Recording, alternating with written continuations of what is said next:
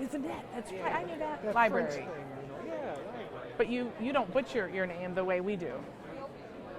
Well, actually, my name's supposed to have another N in it also, so. But you pronounce it Bissonnet. Yeah. We butcher. It should be Charlier. It's not. Yeah, the IER is. Yeah. The IEA, yeah, right. Yeah. That's what I heard you. Oh, Charlie A. It's Char.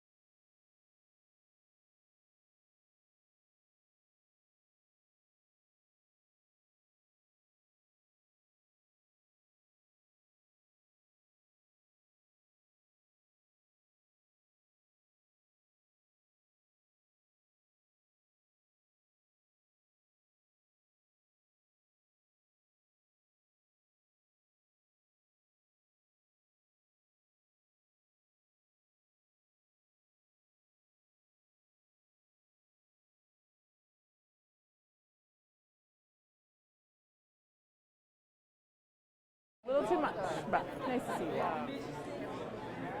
Hi, Jill. How are you? Hi. Hi, I'm Hera. I'm Steve. Counting. Steve. I can't get Steve. Tom, we've met. Yes, Count. we have. Tom, what? Tell me where you are. Business management. Business management So account. it's right next to mine. Steve and Tom.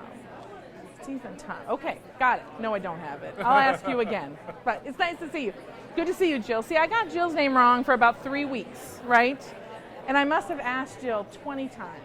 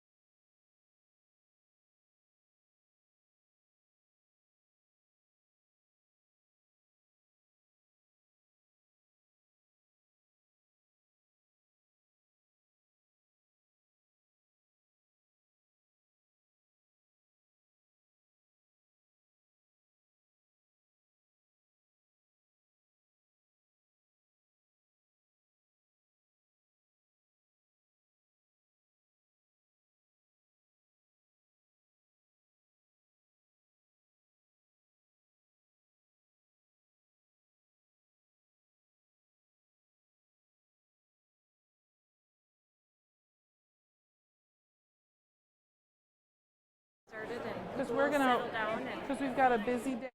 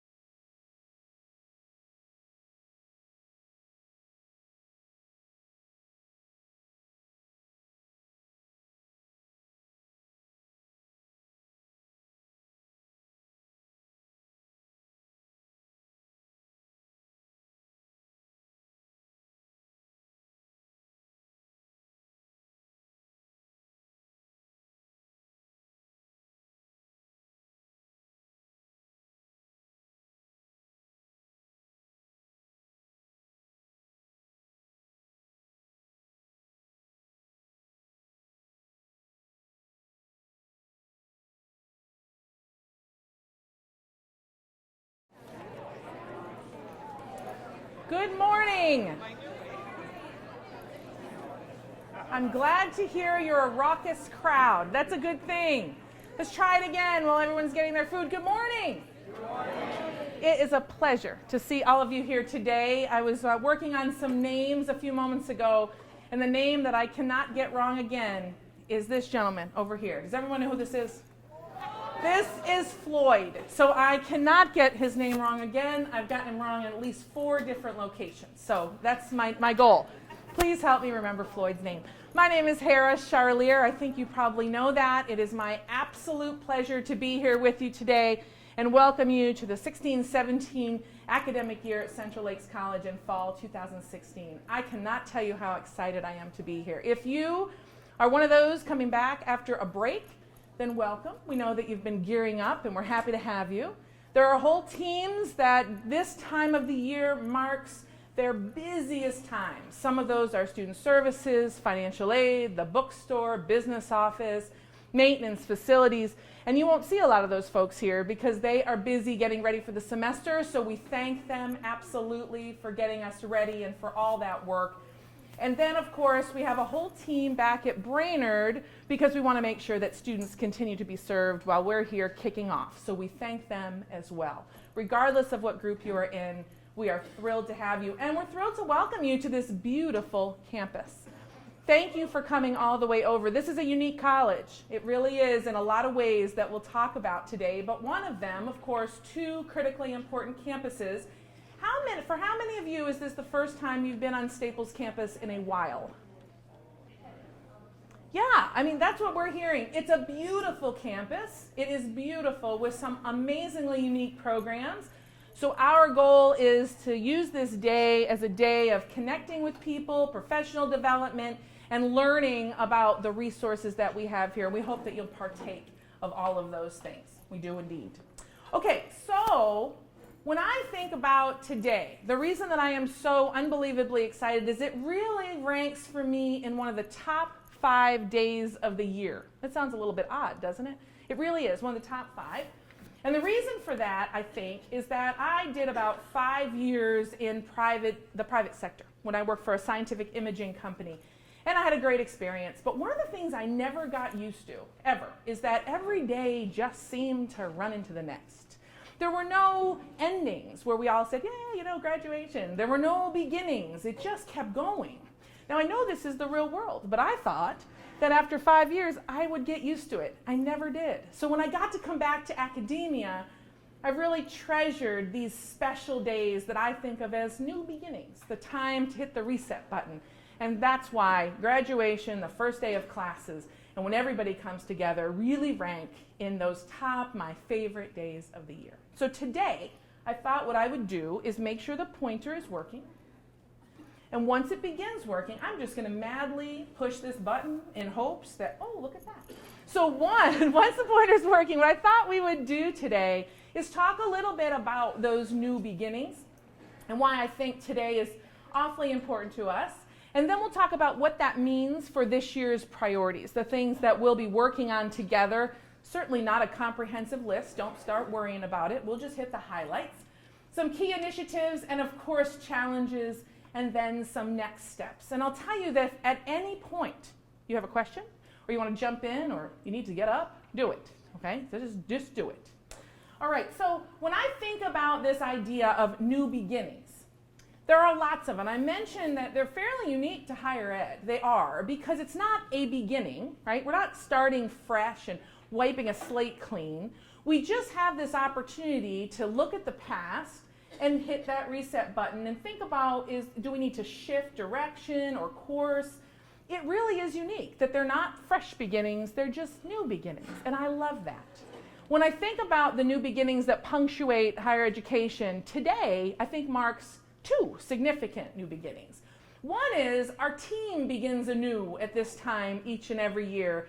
When you look around this room, you were sitting in a different room last year, but there are faces that are not here this year, right? They're not here. And they're a big part of this college, they always will be, but we will miss them. And there are brand new faces. Yes, I'm one of those brand new faces. So if you are brand new to the college, and I know we'll be introducing you later, but could you please stand? If you're new to the college, I'm already standing, so I don't have to do anything. Let's give them a round of applause. Welcome to Central Lakes. So it's a new beginning because our team is slightly different, bringing different talents and perspectives and ideas, and it provides tremendous opportunity for us.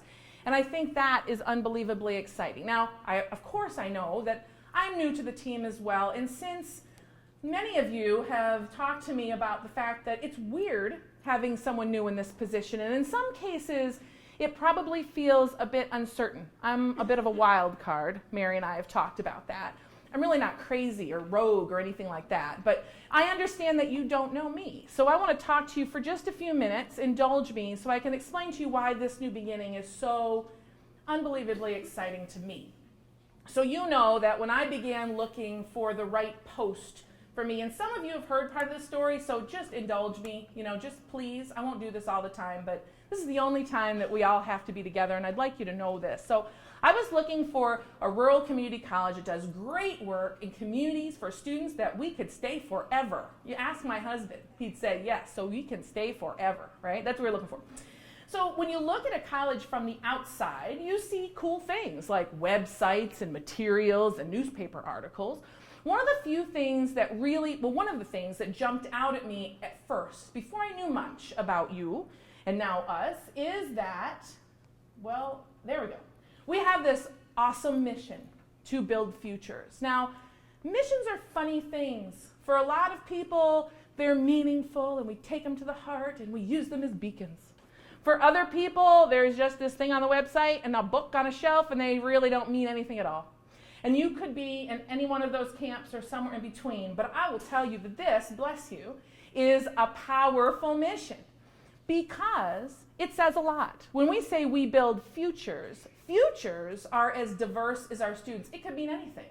If you ask a student what his or her future is, and you know these students, some might tell you about a future 10 years from now, multiple degrees later, and the penultimate job. That's their future. Others might give you a future that is 2 days from now, the first time they set a foot on a college campus. That embodies their future. Some students are talking about their next meal. So futures are as diverse as our students. And if we commit to helping build them, it is truly powerful. And this resonated with me. And I thought I'd like to hear more about how people feel about this mission to build futures. But that was, of course, when I was looking at the college from the outside. Then the interview process started. And I don't know if you know this, but this is a very interesting interview process. I have never traveled quite that much. So we spent time in Minneapolis and on campus and to the system office. It was interesting. I got lots of points, mileage points. It was very exciting. So as time went on, I learned about the college. And you know, when you interview, it's bi-directional. Obviously, most of it is the college looking at the candidate, but you've all been candidates. You know, you're asking yourself, is this a good fit for me as well? You're learning. So as I met you, then, bless you, is there like an allergen in the room? New carpet? No, Date says no. So as I met you, the picture started to come to fruition. And I realized a couple of things in the initial interview and then when I came to campus. When I came to campus, in addition to this strong futures mission, two other things kind of added to the story. We have a very funky little pointer here, and we may just have to talk because I don't think it's going to happen. Jody, oh wait, hey, how about this? No. Jody, when you have them, is Jody around? Oh, good. We'll just be patient. That's great. Okay, so there are two other things. It's like I should say wait for it next time, right? So there are two other things that I learned when I started meeting you. First is a tremendous commitment to students. What you expect and is what we have to say. You lived it. You asked me questions really about students, and I was very impressed by that. And then the thing that I left after those crazy days on this campus with all those open sessions was this feeling of passion coming from all of you, from the students, everything. People who cared so much about the work you do for students. You care about your college, and you were very skeptical of anybody who wanted to come here. And I'll tell you what that did for me. That made me want to be here more. So in those meetings, I know exactly where several of you were sitting. It's like indelibly impressed upon my memory. Patrick? Yeah, I know right where you were sitting. Yep. I know where Kari was sitting, right up front. I just found out it was Beth who asked me a really tough question. Emily Gorman, one of your students, really tough question. I remember where Kim Pilgrim was sitting because the questions were so thoughtful, so profound to me that I've not stopped thinking about them many, many months later.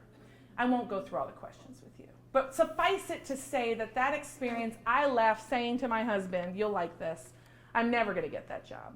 But boy, do I want it. Because I could see that you had everything that you needed to have. And you can't teach passion. This is my college.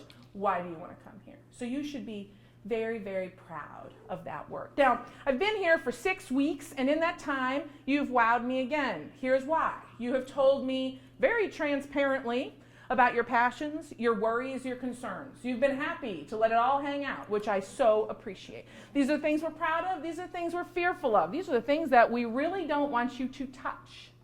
That's a good thing. You're passionate about your work with students and the personal attention that you give those students. And in that short 6-week period, I have seen evidence of football players in volunteering for character building. I've seen one of the best plays I've ever seen, Nonsense. I have seen evidence of natural resources students working with the Minnesota Department of Natural Resources to be part of identifying a new mammalian species of bat, which is like mind-blowing. And then I've seen very cool honors students work. And then I sat in on a law enforcement skills graduation, and when I was walking in the door, someone said to me, do you need a tissue? And I said, no, thank you, I'm good. Well, I should have taken the tissue because it was a tearjerker, let me tell you. So, you know, I hesitate to even list those things because you know about the many, many, many that I just missed, but in a few short weeks, not only do I know that you said all the right things, you do them. You should be very proud of the college that you have today. I am thrilled to be here, and this is why I'm very excited about this new beginning. So it's also a new beginning for the college itself. Not because of me, because of our point in time. It's an opportunity for us to think about where we've been and where we want to go. Now, this college is a great college. It's a great college because of you. It's a great college because of the people who have become before us and are not here today. It's a great college because of Larry Lundblad. It is a great college. There is no question about that. But we have this unique opportunity to work together and figure out where we want to take the college together and how we take it from being great to truly outstanding. And I can assure you that we will do that. And every day I know better that we have the right people to do that. I'm not telling you that the road will be smooth. It will not. But it will be exciting. And we will do amazing work. So it's a great time to have new beginnings. In order to get us on the right path forward, I think that we need to be focusing this year on 3 major priorities. Because the other thing that I have learned is there is a lot going on at Central Lakes College. An extraordinary amount of innovation and some things that are so fun and exciting and other things I know you're not thrilled about doing, but you do a great job at those things anyway. There is a lot going on. So in my mind, 3 major priorities to take us from great to truly outstanding. And the first one is to build upon this idea of students and a focus and doing what's right for them. To elevate the conversation in a way that you've already begun to be more about student success. Now, let me pause. I am one of the most skeptical people that you will ever meet. There was a time that the word student success was a 4-letter word for me. Just didn't like it. And I didn't like it because it had become a buzzword. Didn't really mean anything to anyone. And in my mind, years ago, it meant you're going to have to compromise rigor and get students through to completion and count the numbers. And that is something that I will never be part of and I will never condone. So in my mind, that was student success, so we're not doing that. But you can't really turn your back on student success because how can one say we do not want our students to be successful? Of course we want our students to be successful. In fact, we can't be successful unless they are successful. So let me tell you a little bit about how I think about student success. I believe, and this is not common in higher education, and there are some educators that would not be happy hearing me say this. I believe to my toes that it is students' responsibility to be successful. I'm going to say that again. Students have to be the ones to be successful. And I believe that. However, I believe it's our responsibility to make sure that we've empowered them, make sure that they have the tools to be successful. And it takes very critical analysis of our college and our processes to answer those questions.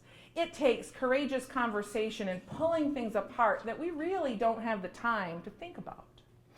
If you look in the national news about student success, there is a wealth of information. It has become a buzzword. And when things become buzzwords, if you ask me, they lose their meaning. And it's really unfortunate. So we might want to call it something different. I don't care what we call it. But in my mind, student success is this. It is the spectrum of experiences that a student has with us, from the point of interest in the college all the way through when they leave. And hopefully when they leave, they go to a great job or they transfer or whatever it is. Interest till completion or when they leave, which means that student success in my mind is about they become interested, they apply, they figure out how to register, they talk to counselors, they get in classes, they might get to developmental education and we hope complete developmental education. They take their first college level English and math courses, they then get into a program which requires that they pick a program, right? They accumulate credits successfully and we hope they get to the end of their degree and then they graduate and then they take a job or they transfer. That, in my mind, is student success. It's their responsibility. But we can take a very close look at that process and determine, as one of the national models says, where at Central Lakes do we do a good job so that students gain momentum, meaning how many of our students accumulate, for example, 24 credits, right? That's one of those momentum points. How many of our students are retained from fall to fall? Those types of data points. So we can find the places that we feel good about what we're doing, but when we pull apart data, we'll find places that we're surprised. And there are opportunities for us to lose students. They exist in every college. And some of those points of loss, we go, well, there's really nothing we can do about that, and this is why. but it is our responsibility to look at them and determine if those are things that we're willing to accept. In that way, by focusing on the student experience and a real focus on retention, I believe we can make a tremendous difference in students, in building futures, and in our enrollment. So we'll be talking a lot about student success, and if anybody else gets a little creeped out by the word, as I said, we will change it. It's no problem. We can call it whatever you want, the CLC way. I don't care what it is. But we need to look at that whole experience. The work that bridges the gap from the blue to the red is hard. It's hard work. There are a lot of fits and starts. You start a very cool initiative, you put a lot of energy into it, you know how to measure it, and it doesn't quite work the way you think, and then you try for another initiative. It is hard work, so we need to be really ready for it. Now, I said earlier that we have the right people at the table. I know we do. That's not a question for me. But this brings me to the next two initiatives. I believe that we need to focus on building the foundation that is not here so that we are really as strong as we can possibly be as we go into this work. So the other two priorities are building the relationships here at CLC and building our community. Now, of course, as a technical and community college, we build relationships and community all over the place, and we do it externally as well. That work will continue. All of your work, my work, it will continue. But today, I'm talking about our internal relationships and community, because I believe very strongly that the stronger our relationships are, the better the sense of community at the college, the more resilient we are to navigate challenge, the more bold we are in putting forth initiatives. So it's critical work for us. So I'll talk just a little bit about relationships, and these are just some pictures of relationship building happening. So really everything we do is about relationships. It's one of those other buzzwords, isn't it? Like it just kind of, yes, of course, relationships. But I think about the fact that everything we do is people working together. We build relationships with our students, our faculty, our staff, our community. Bless you. Lots of allergens, I'm telling you. Kari's like, if you say that again, I'm going to kill you. I just realized that. She's like, there are no allergens in this room, I promise you. There is no air testing necessary. I was kidding. So it's all about those connections. We are about relationships. So clearly you know each other. I'm not suggesting that you don't. But here's what often happens at colleges, especially those that are on the large size of a small college or a small size of a medium college, right? You become a little too big to easily know everybody and a little too a little too big to easily know everybody, but small enough that you really could if you put a lot of effort into it. But it doesn't happen easily. So typically what happens is you have your units, right? Your departments, your groups, whatever you want to call them. They work very well. You're very busy. You really are. But before you know it, the college is growing and changing, and very quickly you realize that there are lots of people that you don't know. And they're really important people to you because all of our work is interrelated.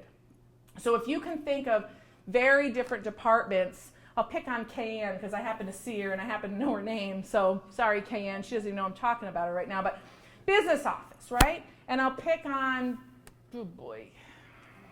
Andy in heavy equipment, right? So Kayanne and Andy, I have no idea if they work together. They may be neighbors. I really don't know. I'm just using their names. Very different work. Could Andy do his work without Kayanne? Yes. Could Kayanne do her work without Andy? Yes. But if they know each other, and if they understand each other, and if Andy needs something, you just call up Kayanne and say, hey, how you doing? I've got this problem. Can we be more efficient? Yes. Can we avoid some pitfalls? Yes. Can we be happier in our jobs? Yes. So even though it's not a requirement to know everyone, it is truly beneficial. When we come to our jobs, so Kent comes to his job, does a lot of science, and NR, and does great stuff. And you might just know Kent as NR. Well, I bet that he is more than natural resources, right? I'm making it all up, maybe a little bit, right? Pardon? He plays a mean mandolin. Who knew that? A few of you knew that. Look at that. He comes with his biases, his values, his talents, his mandolin playing talents. he brings all of that to work and applies that through his perspectives. So we're better as a college if we know who Kent is and not just where his office is and that's that guy who's going out in a boat, right? We are better. It just takes a little bit of energy.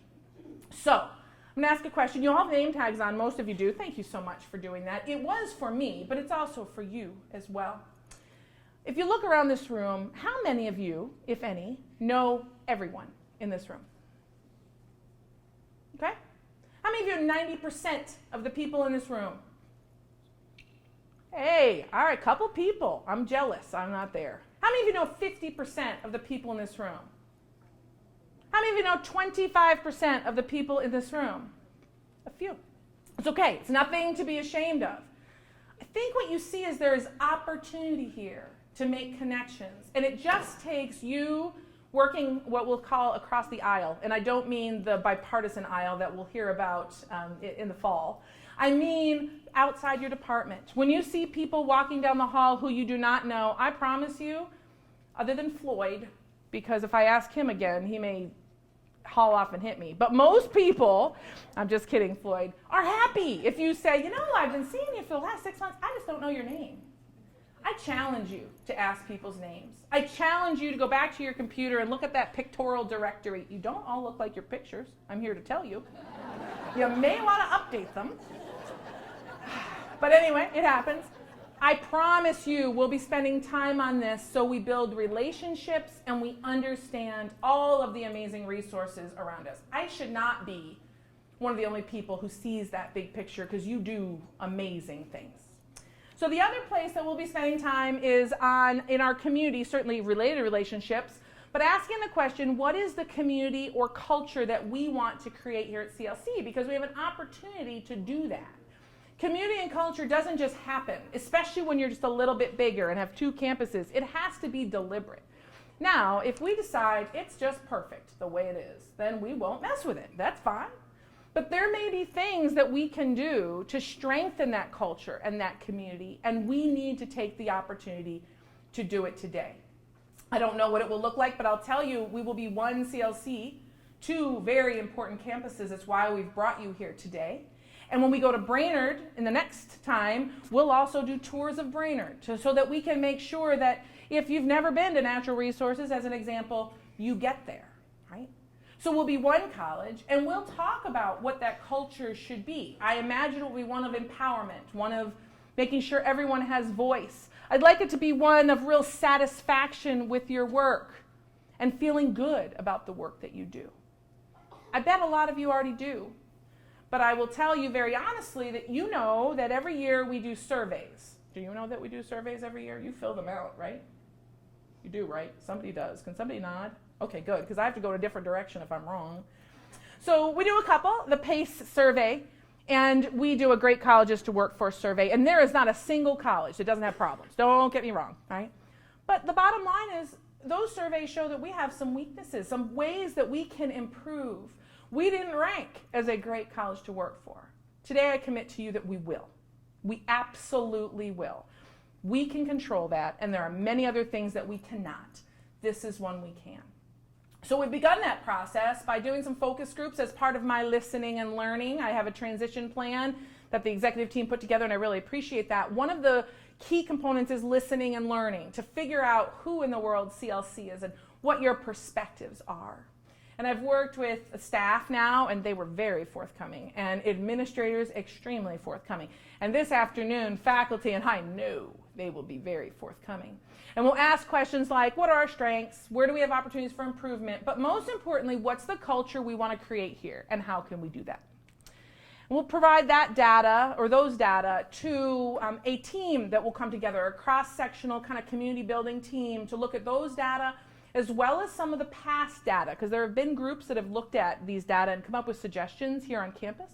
We'll give them all that and together come up with how we would like to move forward. And I encourage you strongly to participate in that. If we do not, it's a tremendous missed opportunity. And the culture cannot be what we all want if we all do not weigh in. So I believe that if we focus on these 3 priorities, we will become much more resilient in the face of challenge, and will become much bolder in our initiatives, much better at being able to navigate the challenges before us. So that brings me to what are some of these key initiatives? I will go through these very quickly. There are about 62 slides behind this. No, I'm just kidding. It's only one slide. There could be 62 slides. These are the key initiatives. These are some of the things that you'll see quickly. So I mentioned a community building team. We will put that group together, and we'd like it to be across the entire college, and student success teams to really start that conversation, which will be long-term. I've committed to taking a look at our decision-making structure at the administrative level to make sure that we understand how we make decisions and how those things are communicated, to make sure we're doing so with the right input and communicating those effectively. So we'll look at the decision-making process. We're going to look at the org structure. Don't get nervous. I'm not saying it's broken. It's just part of what I have to do to understand if we are structured in a way that allows us to do the critical work that we have to do. We need your input on this. Don't worry. Tomorrow, we're not creating divisions. That's not going to happen. We're just going to ask the question, does this work? And if not, where could we improve it in the long term? Okay? I understand when I say those things, you have no reason to believe me that we're not changing it tomorrow. All I can do is tell you, trust me. Take a little leap of faith, but we need your input on those things. We do have a big project with the Higher Learning Commission as we maintain our reaffirmation of accreditation. This is our fourth year assurance arguments that are due next fall. So we will be writing these very exciting assurance arguments. I actually really like accreditation work. It's our opportunity to show the college in the best possible light, and boy, could we use other people who like to write and craft narratives. Lori Beth's eyebrows just shot up about 4.5 feet, like, yeah, I don't think so. But there are some people who like this stuff, I promise. We are also going to be talking about commencement. No, do not get nervous. Here's why. For those of you who are new, my understanding is that the college for many years has held commencement off our campuses, right, in high schools because of the size of the areas available to us. There is a proposal on the table to bring commencement back to our campuses, which would not be easy. It might require us doing multiple ceremonies, but the goal being let students graduate from this college, their college. So we'd like you to weigh in on that to see if that's something that we're interested in. And then finally, there is a whole slew of Minnesota State initiatives, used to be MnSCU, now Minnesota State, including Charting the Future, the HR initiative, a branding initiative. They're talking about workforce solutions. We will comply, I promise you that, because I would like to be here for a very long time. But I also commit that we will ask the question, what works best for this college? So lots of initiatives and lots of fun. We are going to make a big difference. Now, I would be remiss if I did not talk to you a little bit about key challenges. I would like just to say, woohoo, kumbaya, and jump off the stage. But we do have a few challenges. And we have the same challenges that most institutions of higher education, particularly community colleges, have. And you need to know about them because we need your help to fix them. This is not a comprehensive list, just like the initiatives were not. Yes, we have an enrollment challenge. You know, in the past 5 years, this college has lost about 25% of its enrollment. At this time last year, maybe it's 23%, pardon me. This time last year, you were talking about a 10% enrollment loss. Today, we're between 5 and 6% down. Is that good? No, but it's way better than last year. And I cannot tell you how hard you and the teams that are not with us are working to change that number. We expect to recover some of that number, and we need everybody hands on deck. So enrollment will continue to be a challenge. Some of the work that I talked about with student success and retention can really be unbelievably helpful. It's a whole lot easier to keep a student than it is to find a new student. And we don't want to just have to find new students. So we will continue with that. Yes, we have a budget challenge. Surprise, surprise. This is the budget challenge that was still here last year. So we are about to deal with the budget challenge. At this point, we're probably about $450,000 down. Is that about right, Kari? It is highly dependent upon enrollment. That's why we're like, probably. So you can think of it in terms of about $500,000. I can promise you we will balance the budget. I can promise you we will do so with transparency. I can promise you we will think about people. We will honor the values that I've taught to you about today, but I will not promise you that it will be easy. You need to know that about 76% of our budget is personnel. So we will have hard decisions to make, and we really need your help. We need you to weigh in and tell us what you would do. Tell us what you think. I know that sounds crazy. We want you to do it. And if anybody here, not that we would ever want to lose a single soul out of this room, but if anybody's thinking about retiring, we need to know about that. Because to the best of our ability, if we can balance a budget in a way that's good for the college and good for people, we're looking at our opportunities there. So please, if that is something that's on your horizon in the short term, let Nancy know immediately, okay? We will balance the budget. We have some transitions. We have some leadership transitions. That would be me. I do understand that that is a challenge. I invite you to talk to me anytime. I invite you to talk to people about me. I would just encourage you, if you have concerns, if you have ideas, reach out. I have an office. I'm never in it. That's the truth. I'm never in there. Deb knows where to find me. And I sent you all my cell phone. Use it. Nobody calls me. Use my cell phone. It's the only phone number I have, so you have to use that one. You are welcome to call me. You can say, this is Adam, and I think that you should do the following and attach my name to it. Or you can say, this is Adam, I have an idea, I don't ever want you to bring my name up. And that is fine. You need to use your voice. You showed me during this interview that you care. Really a great deal. Show me for the next year. Show everybody. Okay, this is our college. I wish I could tell you that that is the only transition we're going to have in the leadership realm, but in the interest of being totally transparent and telling you everything that I have to tell you, even if it's not pretty or complete, this is the only time I have to look at you all and tell you things. So trust me when I tell you I'd rather it be different. I'd rather have all the information. But today I have to announce to you that our Vice President of Academic and Student Affairs, Dave Heidela, where's his Dave? Who will talk to you later, has decided to go in a different direction.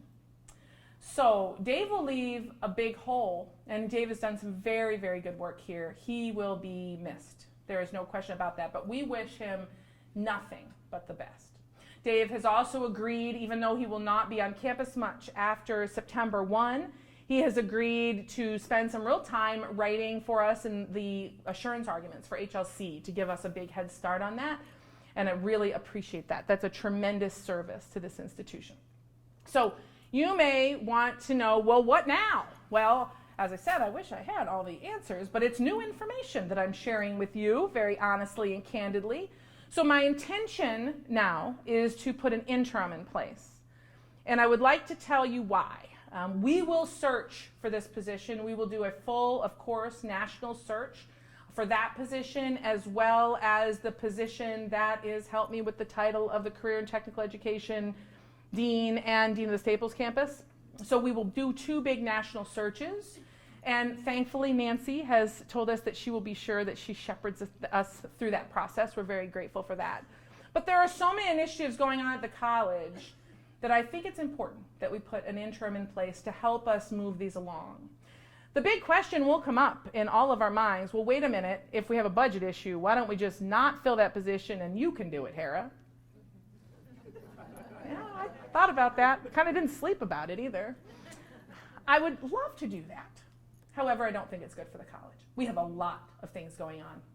And you hired me to do a job that I need to do as well as I possibly can. So we need to find, I believe, someone who can help us on the academic and student services side moving things along, okay?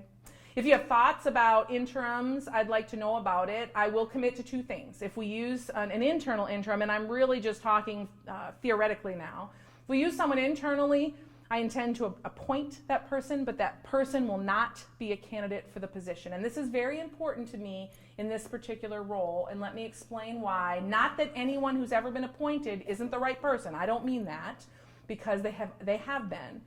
My concern is this: generally speaking, in this role, if we appoint an interim, we're kind of, and they're a candidate, we're hedging our bets. The person already knows the college tremendously, and then we say, and now do the job for a year, and now we'll do a search, and it's very difficult for anyone else to compete.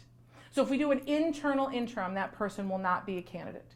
If we do an external interim, they will likely be a candidate because they have the same learning curve as everyone else. If you have ideas, we need to know about it. I assure you we will navigate this. I assure you We will be careful that we don't take on too many initiatives. We will pay attention to relationships, to your needs, and we will make sure that we hit even C's soon. Okay? Bear with me.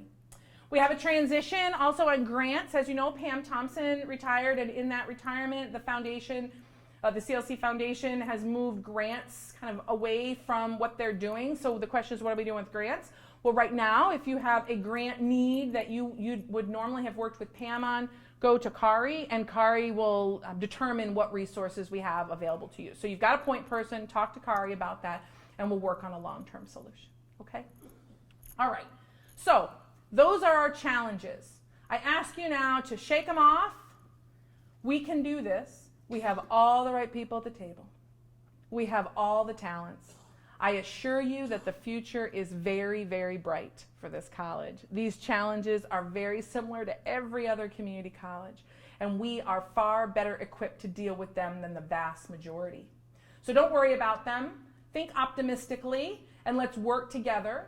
But the next steps I'd like to ask you to do is step outside your comfort zone. We will need help, right? I told you about several teams, the community building team, a student success team that might change their name, and we have a group working on HLC arguments. If you would like to be part or would consider being part, even with conditions, sometimes people say, I'd like to be part of that, but I don't want to write anything.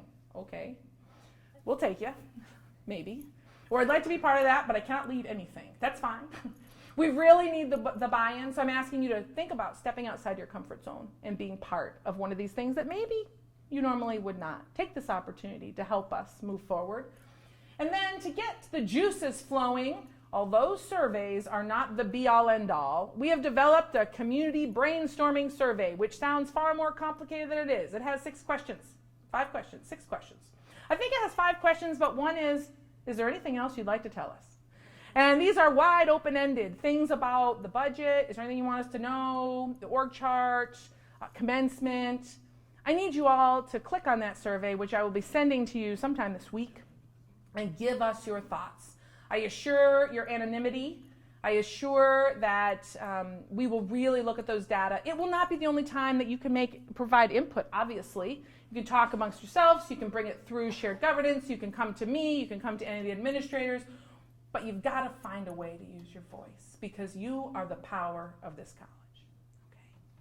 All right, so we have lots before us. I could not be more excited, and I am just thrilled to be a member of this team. I told you when I interviewed, not that you remember everything I said, that I consider it my responsibility to earn a right to be part of this team. So I'm working hard on that, and I need your help.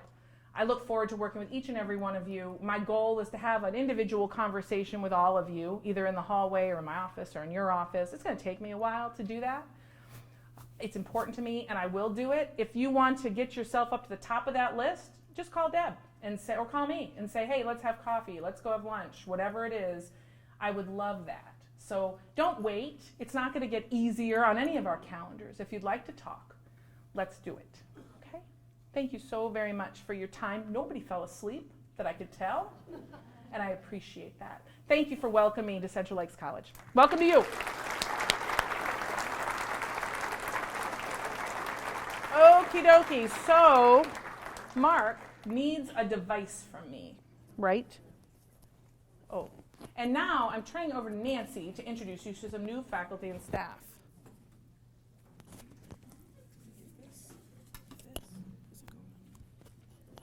Just switching. Hang on. Thank you.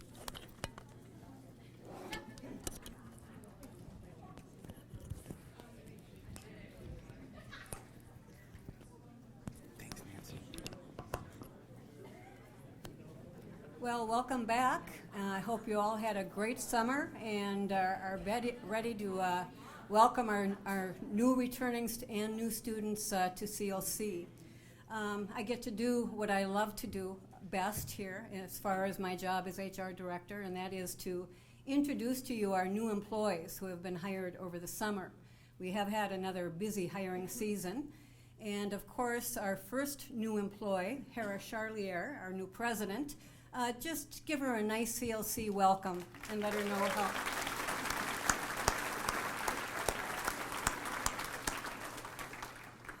We've hired one additional new administrator, and that is Jana Sjogren. As Hera just mentioned, Pam Thompson retired over the summer, and Jana has just joined our team. The foundation sponsored our breakfast this morning, and I'd just like to bring Jana up for a few minutes. She has a few words to say before I get moving with the rest of the introductions. And Jana's making her way to the stage. Hope you knew you were coming up. Good morning, everyone. I hope you enjoyed breakfast. There are a few rolls left, a lot of juice, and a little bit of coffee. So during the break, please help yourself to the rest of that. I just wanted to take this moment to thank a lot of you who have been around this summer for very warmly welcoming me. I'm new, so bear with me. I hope to make my way around and meet a lot of you.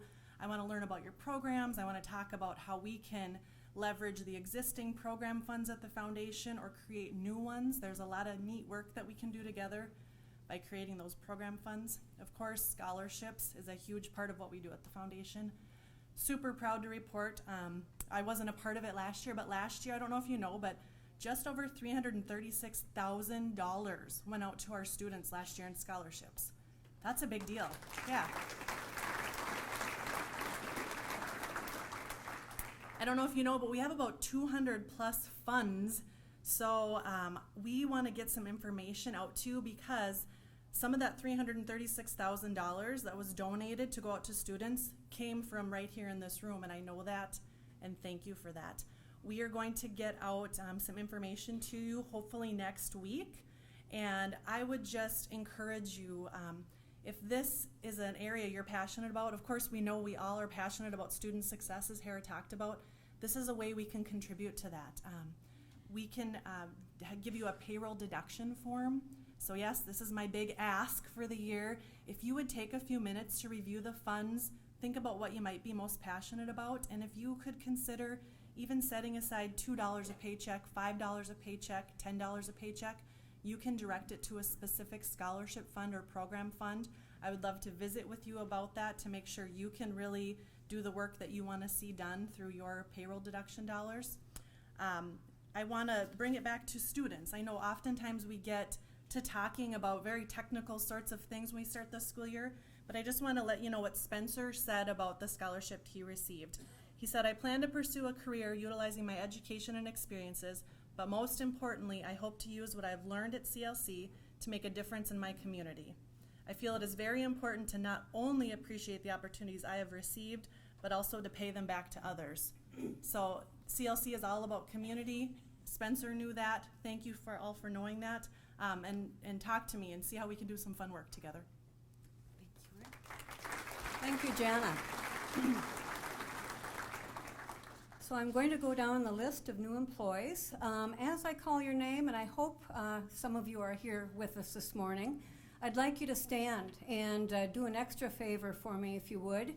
Turn and wave to the camera so that our folks on our campuses that are viewing this live online can get a chance to see you as well. So for our new faculty, we've hired Cheryl Austin. Cheryl, would you please stand? New AD instructor, nursing. Also for AD nursing, Jill Lechner. Please stand, Jill, and wave to the camera. Craig Nelson, new FBM instructor. If Craig is here, welcome.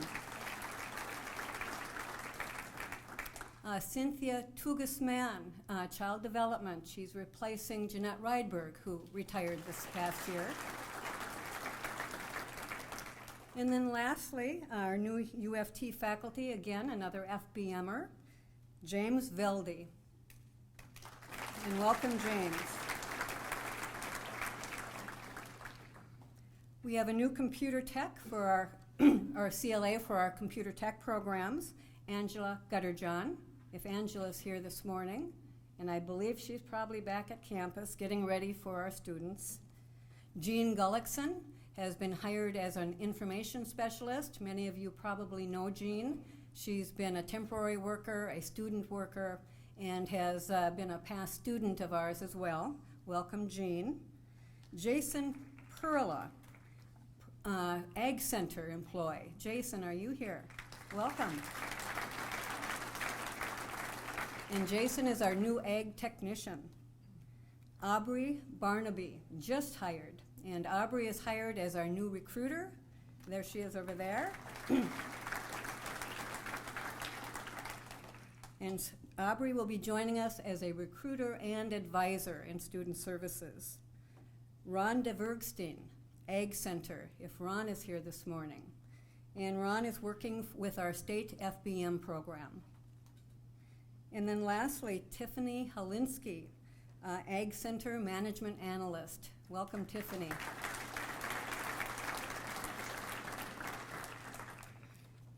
The other changes I'd just like to announce, not exactly new hires to our faculty ranks, but Patty Sloan is now a new UFT faculty member for our OSP program. Patty, are you here?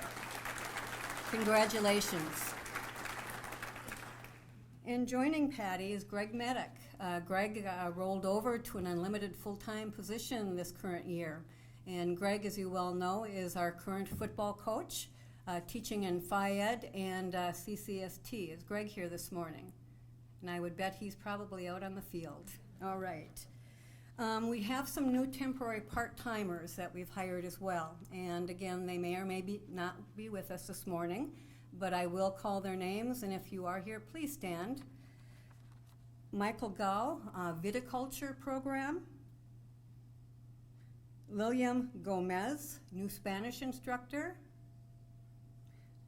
Nicholas Koschmieder, Mace instructor, marine and small engines. Welcome. Nice to see you.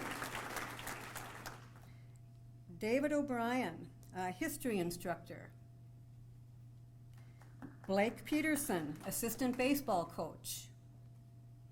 Tom Polensus, computer technology.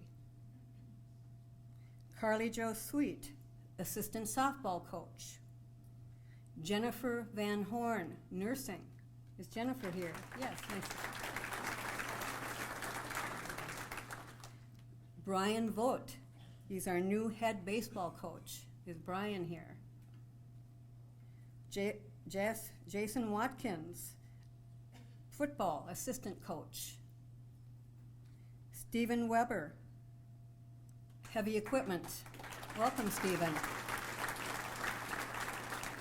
And then lastly, Amanda Waite is our new dental CLA.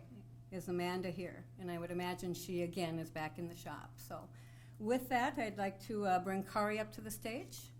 And again, welcome back. It's great to see all of you.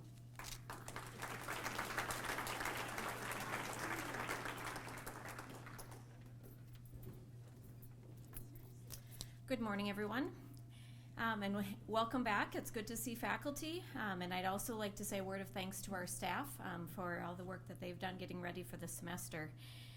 Just a few updates for the college community. First off, with the new president, we have to update something called a delegation of authority. And at the table back here, Kayan, Sheila, and Debbie have updated delegation of authority forms. That basically gives you the authority to do purchasing, to sign contracts and various things on behalf of the institution. So when there's a leadership change, we need to do that. So if you would please stop over and sign the new delegation of authority, we'd appreciate it. And then I've got updates just from the various departments, business office, facilities, safety, and that type of thing. First off, the state of Minnesota has made a change. So if you have a new vendor that we need to pay, we have to get a W-9 from them. Before we could get by without it, now we can't. So check with the business office if you have someone new. The W-9s are available out on SharePoint, and we would request your help with that. If we don't have it, obviously it's going to slow down the ability to process purchase orders and payment and that type of thing. A couple of other reminders. If you're doing food of any type, we need to have special expense forms in place so that it's just part of board policy. So a couple other reminders. This year I'm going to send out reminders on a monthly basis to turn travel expense reimbursements in and to monitor your budgets. As you know, we don't send budget reports out, and we really want people to keep an eye on their budgets, and you can get access to it online from a reporting perspective. And from a travel perspective, you know, there's benefits in turning it in. You get reimbursed if you've paid, you know, for the mileage and that type of thing out of your pocket, but it also keeps your budget up to date. So I'm going to try to do some reminders this year to help with that process. And then just a reminder on SharePoint, if you go to the business office site, we've updated all of the forms, all of our procedure manuals and that type of thing. So bookmark that site, and you know, you should have that as a resource for you at your disposal. From a budget perspective, Hera addressed the larger picture budget, but we will have out your approved operating and equipment budgets by the end of this week. ISRS is updated with those budgets. We had talked about a 10% operating budget decline overall from an institutional perspective. And because of some of the budget uncertainty and enrollment, what we've done is we've rolled back those budgets just kind of across the board for a 10% reduction at this point, and we're loading 50% of that. After fall semester settles out, after the 30th day, we'll come back and revisit those operating budgets as part of our larger budget plan, and we'll make adjustments at that point. From an environmental health and safety perspective, we will be pursuing MinStar this upcoming year. It's MinStar program status. It's an accreditation with Minnesota OSHA. I think Central Lakes College is the first MnSCU institution that went through OSHA consultation on a proactive basis at all of our sites. We completed that last year under the leadership of Ajit Yadav and all of you. I mean, it really is a collaborative effort on everyone's part to make that happen. The benefit of this MnStar program is that, I have to read this to make sure I get it right here. Benefits including brand recognition. It enables the agency, which is Central Lakes College, we would be removed from the programmed inspection list, which means that OSHA wouldn't, you know, be stopping here because we've completed that certification process. So there's some benefits for all of us. And we've really worked hard as an institution, and really it's all of us, to provide a safe environment for our students, employees, and the public. And so we need that continued engagement. I will tell you that if we achieve the MnStar accreditation status, we would be the first MnSCU institution, and I really think the first public institution in Minnesota to achieve this. And MnOSHA recommended it to us when they were here on site, and our Minnesota state offices are very supportive of us as well. So that says a lot to the work that everyone does on an ongoing basis. A few facility updates. Obviously, you're sitting in our new renovated campus here at the Staples campus. And I would encourage you to take a look around as you're here on site. I also want to recognize the horticulture program. They will be doing the landscaping as a class project upcoming this fall. So thanks to Jeff and Terry and the students for that. But again, widespread support from our college community on getting this project done. Our next renovation project, larger project that we're seeking funding for from the legislature, is our Brainerd Student Services and Academic Support Project. We talked about this quite a bit last year. We have submitted the preliminary plans to MnSCU. We've got a SharePoint site under fiscal facilities that has all of our information, the maps and the meeting minutes and that type of thing. So I'd encourage you to go out and take a look at that, and we'll have more opportunity for engagement this fall. That project is really focused on the 2018 legislative session, so it's out there a little bit. We had planned to finish our heavy equipment mezzanine when we completed the project. When we finished the shop addition a few years ago, we were not able to finish the mezzanine. And so we had reallocated some of our dollars to finish that. We put it out for bid this summer. It came in significantly over budget. And because of the lack of a legislative bonding bill this year, and with all the storms and that type of thing that have happened across the state, they've actually, Minnesota State, struggle with saying that yet, has recaptured those dollars at this point so that they can be deployed to other campuses to deal with some of the emerging and emergency issues at their campus. We have been assured that when there is a bonding bill, we will get those funds back, and then we'll move forward with that project. But I wanted to acknowledge that with everyone. For Staples campus, as part of the renovation, we created a number of float offices within student services. And one of the things we feel is really important is that as people spend time, at work, whether you spend it on one campus or between campuses, you have a place to go. And I think if you have, an office and a place where you can go, you're more likely to go on a regular basis. So we've taken the steps over the summer of making some assignments for those shared offices here in Staples, so that staff, and it's primarily staff and administrators, have a designated place that they could go on campus. We'll post all of those offices so that people know where to find folks. And the other piece is we're going to develop an administrative coverage calendar for the Staples campus, and we'll get that out early fall semester as well. From a security perspective, we're going to go through ALICE training this afternoon. Dave Davis will lead us through that. We went through that with our staff over the summer. It's a new violent intruder response, and it really builds off of the run, hide, fight protocols that we talked about in the spring. But this is really a more proactive model that focuses on survivability versus accountability, and we're excited about this new protocol, and so we'll go through that this afternoon. We've also updated emergency procedures guides on our campuses. We're in the process of getting all of those up.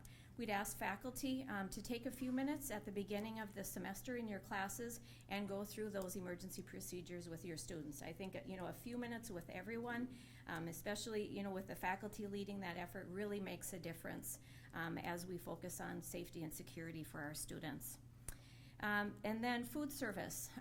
For the Staples campus, as you know, we haven't had food service the last few years. We're still working through that. At this point, we have purchased a deli cooler, and we will have fresh sandwiches, salads, and hopefully some warmer items that can be warmed up through the bookstore at this point, and we're continuing to pursue other options for food service. And for Brainerd, Prairie Bay is still in place for this upcoming year, but we'll be doing an RFP for both campuses for the following year. So we wanted everyone to be aware of that. And then the last piece, I think Mary Sam had sent out an email earlier this week. The city of Brainerd is wanting more feedback from their community. And so they're asking for volunteers to be a part of a community survey panel. And they're looking for 300 people. They said you don't have to reside in Brainerd. You can be from the surrounding area, but they're really looking for more feedback for the city. So if you're interested in that, Mary sent out the information. It's also available on their website. So I would encourage you to participate if you have an interest in that. And I will send this update out to everyone so you have it electronically, and also for the folks that couldn't be here so they have access to that. And with that, I just want to wish everyone a great academic year. We're looking forward to it. We know it will be busy, but we've got just some exciting times ahead. And with that, I'm going to turn it over to Dave. Thank you.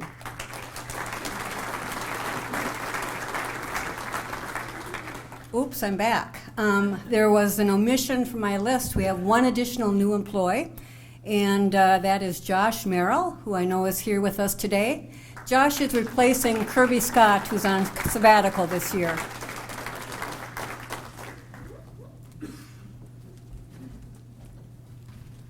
Good morning, everybody. I should probably sneeze so I get a couple of bless yous. I'm going to try to get to the PowerPoint I have here. And if I can, it's hard to see from this side here. Is that minimized right there? Okay. High-speed mouse. If I can go up here, and then we'll go from the beginning. All right. Well, good morning. Hera mentioned my news for you, and I'll catch that in a couple of slides, but want to, like everyone has also shared this morning, welcome to fall semester. Wanted to find an image that captures, I think, the best of fall, because otherwise I think we can get into a kind of a sense of days getting colder, days getting darker, and that's certainly not the perspective we want to share. But welcome to fall. Delighted to see all of you. And I was thinking as Hera was asking the question about how many, what the percentage of people that we knew, and I said, well, maybe I do know that 90%, but it was fun to kind of go through that exercise. What's ahead for fall? Giving you a forecast as I'm seeing it right now, and I think as we as an administrative team see it. On the student affairs side, Jane Burkholz will be with you tomorrow at 1:30, and want Jane to be able to provide that update. Obviously, we have a rather limited amount of time this morning, but tune in tomorrow for Jane, and we will have also the Thursday agendas ready for you tomorrow morning as well. On the academic affairs side, a number of things you may have seen the email about. With thanks to Katie Smea, the Bright Start, our orientation module for D2L Brightspace, is available. Katie has mentioned that some students have already been using that module and working through and getting some of their early questions answered, so want to put that out for you. The live online format for the course delivery kicking off this semester, 9 courses in motion, and also there will be some training time provided later in the afternoon tomorrow. So that's an important new development for us. I think we're touching the future with this venue as well.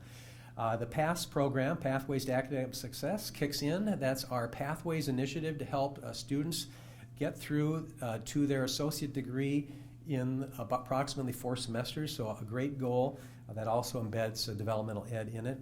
And the Pathways Initiative, the Transfer Pathways Initiative, is moving forward. In the past school year, you can see that biology, business, psych, and theater were the focus areas, and then you can see there's quite a long list of fiscal 17 majors and disciplines and departments that are being addressed again from the transfer perspective. So if you've not heard about these initiatives, please contact your dean for the various disciplines referenced. Also on the academic affairs side, Paul Primesberger will be sharing some information tomorrow morning, I trust, but NJPA has funded an open education resource initiative in which we will be working with our high school partners. And again, OER provides those open source textbooks. And I was chatting with Phil Olson the other morning and asking him what was kind of the largest amount that he had seen for student textbook purchases this semester. And Phil referenced something close to $900. So when you think about the amount of money that students are spending, it's pretty tremendous. And I know Dave Bissonette has been very much involved, as has Martha in this initiative. So stay tuned, more to come. Also on Paul's side of the house, looking at our secondary relations, we have some Bridges Day Camps coming, 5 to 7, as we look to spring with planning that will be in high gear now this fall. And then also the academic analysis piece. We started those conversations a year ago. Those conversations continue on the department and program level, and we'll have information coming your way right around the 30th of the month. And then that day also happens to be, the 30th will be our first academic cafe. When I started here, we had academic council. Last year we had academic forum. This time we're jazzing it up a bit and we're calling it academic cafe. So academic cafe will be the opportunity for us to unpack some of these bullet points a little bit further for you. Also coming up as we look at the fall, a debrief and review of the end of term student feedback surveys. That was the survey that our students filled out, or actually clicked through, as it were. It was available to them as they logged into D2L. And as I had a chance to look at some of the aggregate data for our institution, very impressive. So for anyone who was afraid of what those surveys might reveal, have no fear. As you looked at your own data, they were largely celebratory. So really showing the good work we're doing. But we're going to want to debrief and take a look at that particular process that we went through.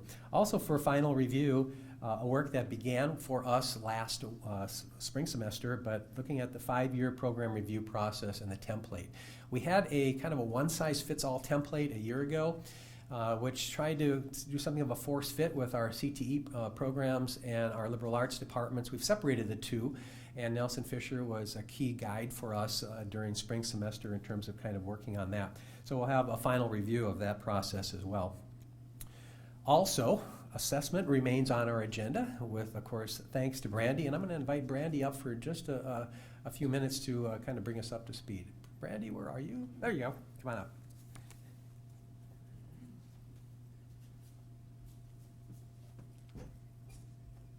Hello. Patrick, I thought you were taking over assessment this year. Wasn't that announced last April? Oh. Right. Good morning, everyone. This is year 2 of our 3-year commitment, this new approach to grounding assessment, our assessment program at the department and program level, that is at the learning outcomes at our discipline level, at our program and department level. And our humble inquiry into student learning continues. So welcome back. Of course, we care about student learning. I know it's a given. We are teachers. And we're obsessed with designing our syllabi, our goals, our assignments, our methods of feedback, our classroom activities. And the staff in this room, I know, care equally about how our students are doing, how they're faring academically and beyond. And I hope we can collaborate more across staff and faculty lines in the future on student learning assessment to improve student learning together. Believe it or not, faculty, I have read your assessment reports and have read them with some pleasure. I'll qualify that. With some pleasure, because I am a curious teacher and very curious about what you do. And it's like when I read student papers and they're glowing, and I saw that kind of more glowing work or positive work in your assessment reports, what felt authentic and real to me. I'm a curious teacher, as I said, who, like many of you, is still trying to figure out the best way to help students get it. I've taught 80 plus, I was figuring it out, 80 plus sections of composition in 11 years. I'm sure a couple thousand students, and I'm not afraid to say that I'm still figuring out how to teach students to write effectively. And that, to me, is why it's exciting. Exciting maybe isn't the word, but important to be a part of our student learning assessment work. We're figuring things out together. I'm a pretty good teacher. I think I could be better. And I believe that how we are engaging in assessment here at CLC, this way we're approaching it now, could help us to become even better teachers. And that's how I am engaged in this. And our students, many struggling, as we know, could benefit from this work. Your assessment reports, at their very best, read like reflective journals. Teachers critically analyzing and interrogating their teaching practices.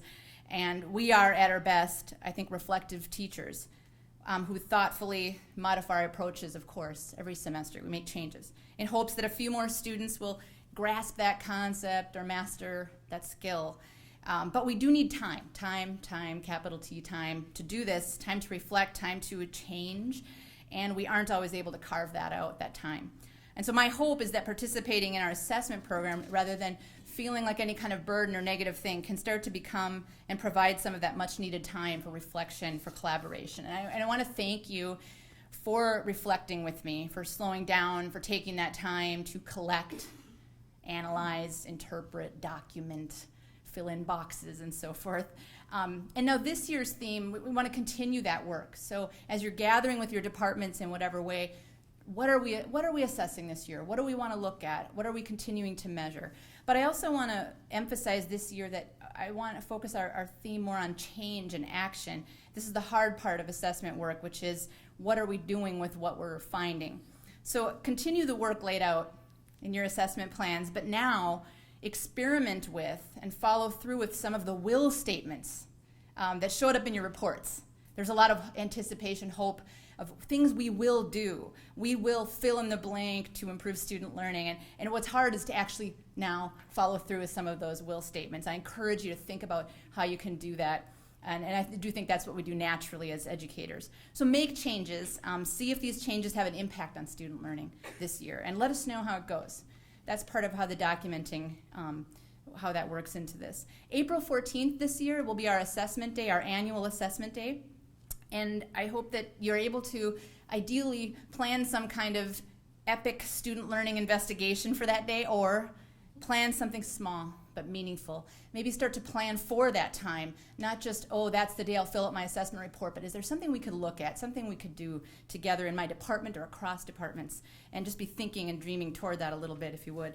At the division meetings today, I'm going to be just stopping by very briefly, basically just really a couple of short reminders, and then just if there are any questions. So I just want to pop by, make myself present and available to you. And then tomorrow I'm going to share in a written form. I have an annual summary report that I'll be giving to everybody. Tomorrow I'll be speaking with our CIS folks and collaborators.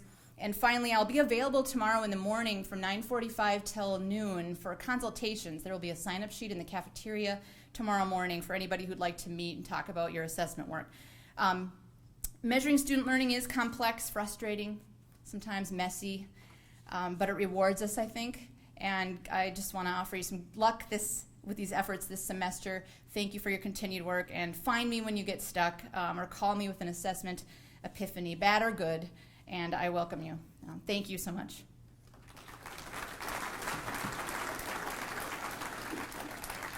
And we thank Brandy. Also coming up, as our president noted, the HLC, the Focus on Assurance Argument Development and Evidence Linkages. This is a document that it comes to us in the HLC cycle for us in the open pathway is a 10-year cycle. And at the 4-year mark, so we're getting very close to that mark next year, but at the 4-year mark, we're required to submit what's called an assurance arguments document.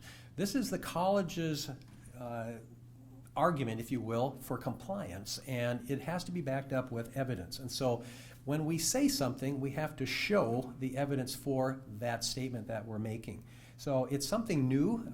It becomes a desk product in some sense, that we will not have on-site reviewers after the submission of the document unless there are some glaring issues that it would raise.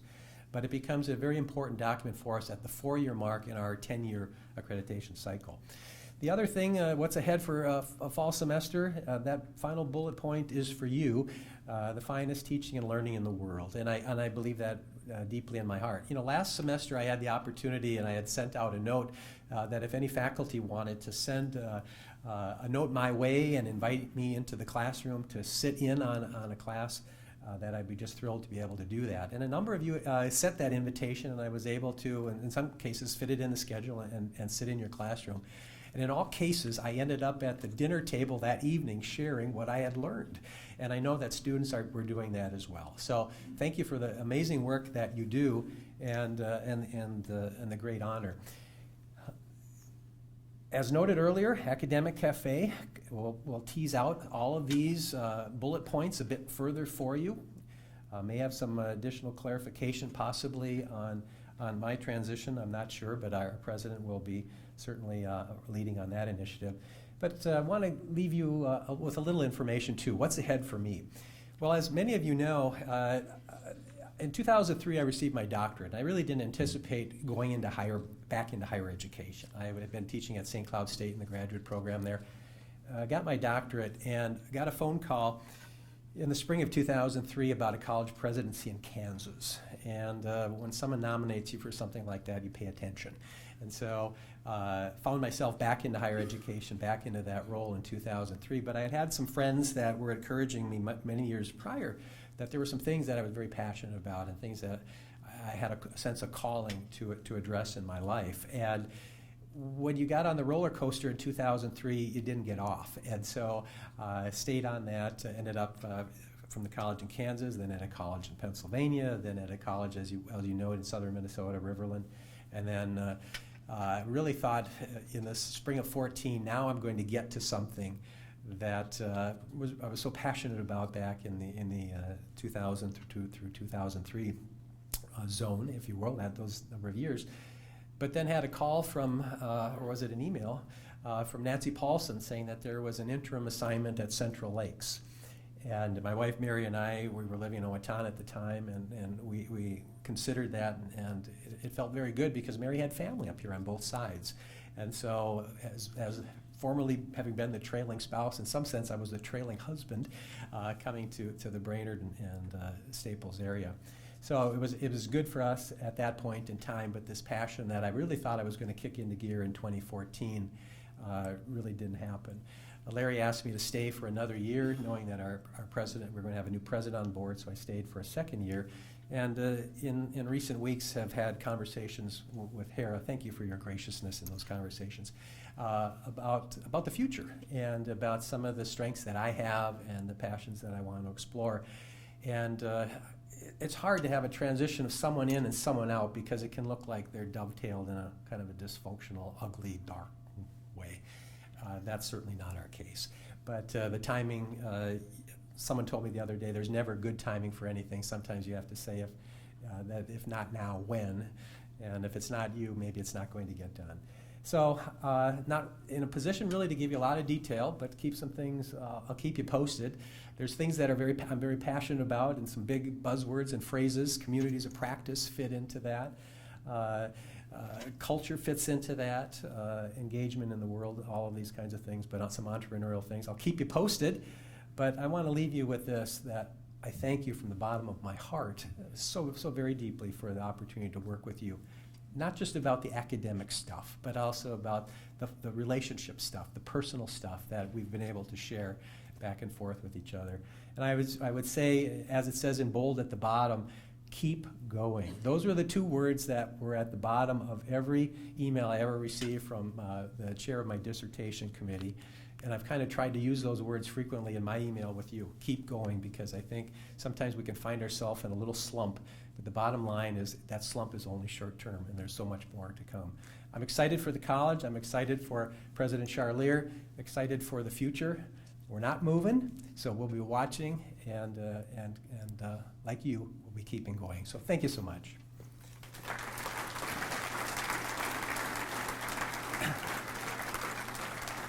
It's break time, and Mary Sam will get us back into gear. We're very close to being on time, so let's kick back in at the top of the hour. Thank you.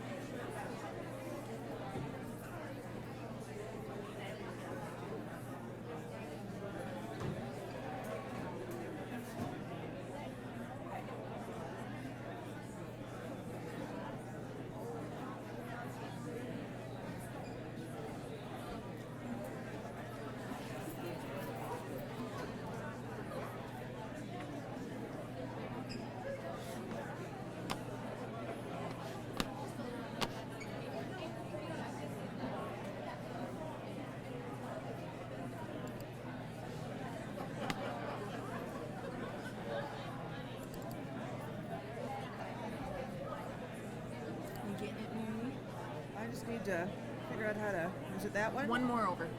There you go. Do you think we should turn the volume up?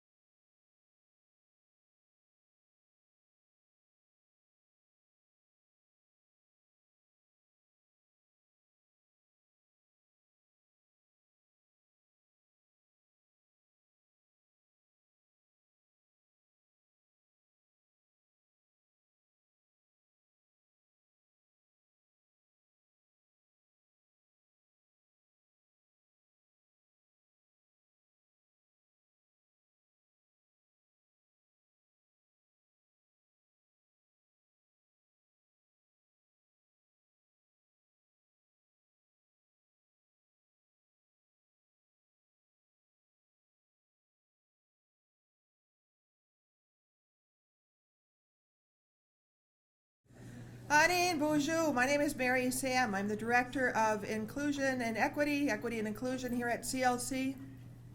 I'm also responsible for Title IX and ADA compliance.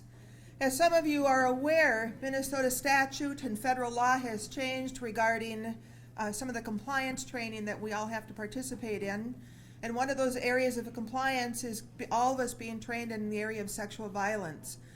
We've put together a training today that'll last about 40 minutes. Our students are going to be going through the same training.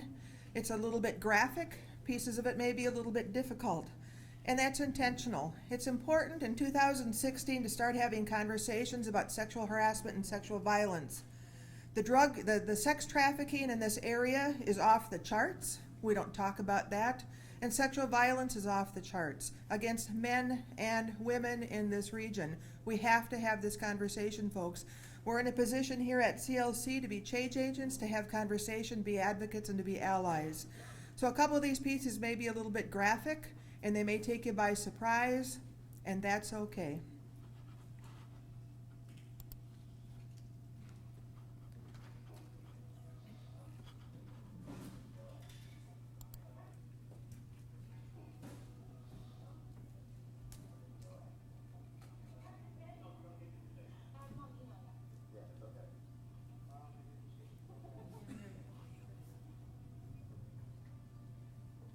Turn that one up, please. JJ, help.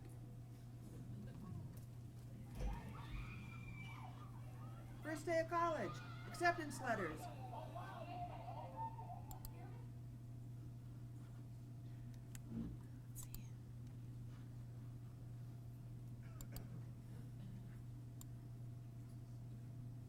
How far do you think? Let's try that. Plug your ears.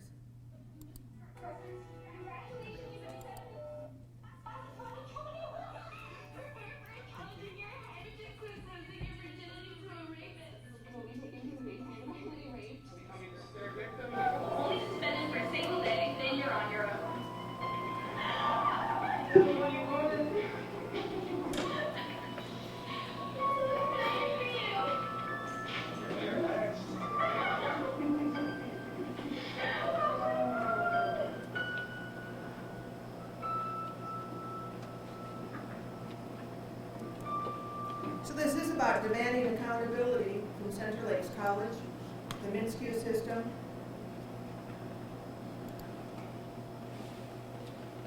It's about doing things different and having tough conversations. It's about seeing graphic videos like that take our breath away. When we send our kids off to college and we're expecting a campus community to keep our kids safe, to have policies and procedures in place that keep our kids safe, to have systems in place that when things do go wrong, our students have safe places to go to. We need to have this conversation. As you're going to see later on in some of the numbers, we have 20 to 40, and this was new information for us this spring. We have 20 to 40 CLC students that report to sexual assault services right in Crow Wing County that they've been sexually assaulted. That doesn't mean that that's happened on campus. That doesn't mean that it's happened directly in the community. But it does mean that we have CLC students that are continuously reporting that they've been sexually assaulted to Crow Wing County alone. We don't even have the numbers yet for the Staples community and the surrounding communities. We do know that under federal law and the Campus SAVE Act, all campuses in the United States are required to train all employees and all of their students. All campuses, I'll back up here for a second. Under Minnesota state law, effective August 1st of this year, campuses are going to be required to do a number of things that I'll go over here in just a second as well. We are being mandated to do things differently. There have been far too many lawsuits where campuses have said sexual harassment and sexual violence doesn't happen in our campus community, when in fact, and you're seeing this in national news, rapes are occurring, sexual assault is occurring on a regular basis, and campuses are not talking about it, and the lawsuits are running wild at this point.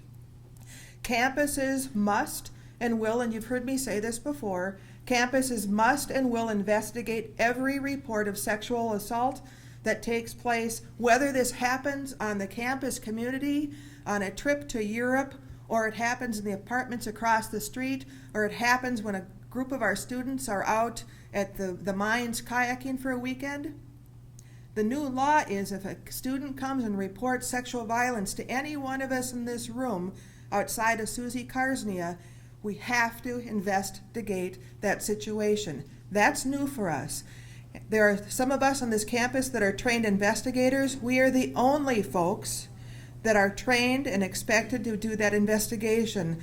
I plead with you, do not do those investigations yourself. Do not put yourself in the middle of that conversation, in the middle of that mix, asking those hard questions. You can be an ally, you can be an advocate, you can be a support person, but please make sure that you report any allegation of sexual violence to myself or to Nancy Paulson. Okay, and we'll get into a little bit more of those details later. Only trained and approved folks can do the investigations on campus. Regarding Minnesota statute, these are the pieces brand new, again, with Minnesota state law that are have-tos for us. We have to create a sexual violence prevention team. We've got a handful of you already on that team and some folks over that are sitting at the Brainerd campus today. If anybody else is interested in serving on the sexual violence team, we could sure use your help. We also have to have a sexual violence plan that we turn into the Office of Higher Education. We have to have, as I mentioned, student and employee training, communications, posters, brochures up around all of our programs and across the campuses. We need to now train all of our security staff, our work studies, and our tutors on sexual harassment and sexual violence.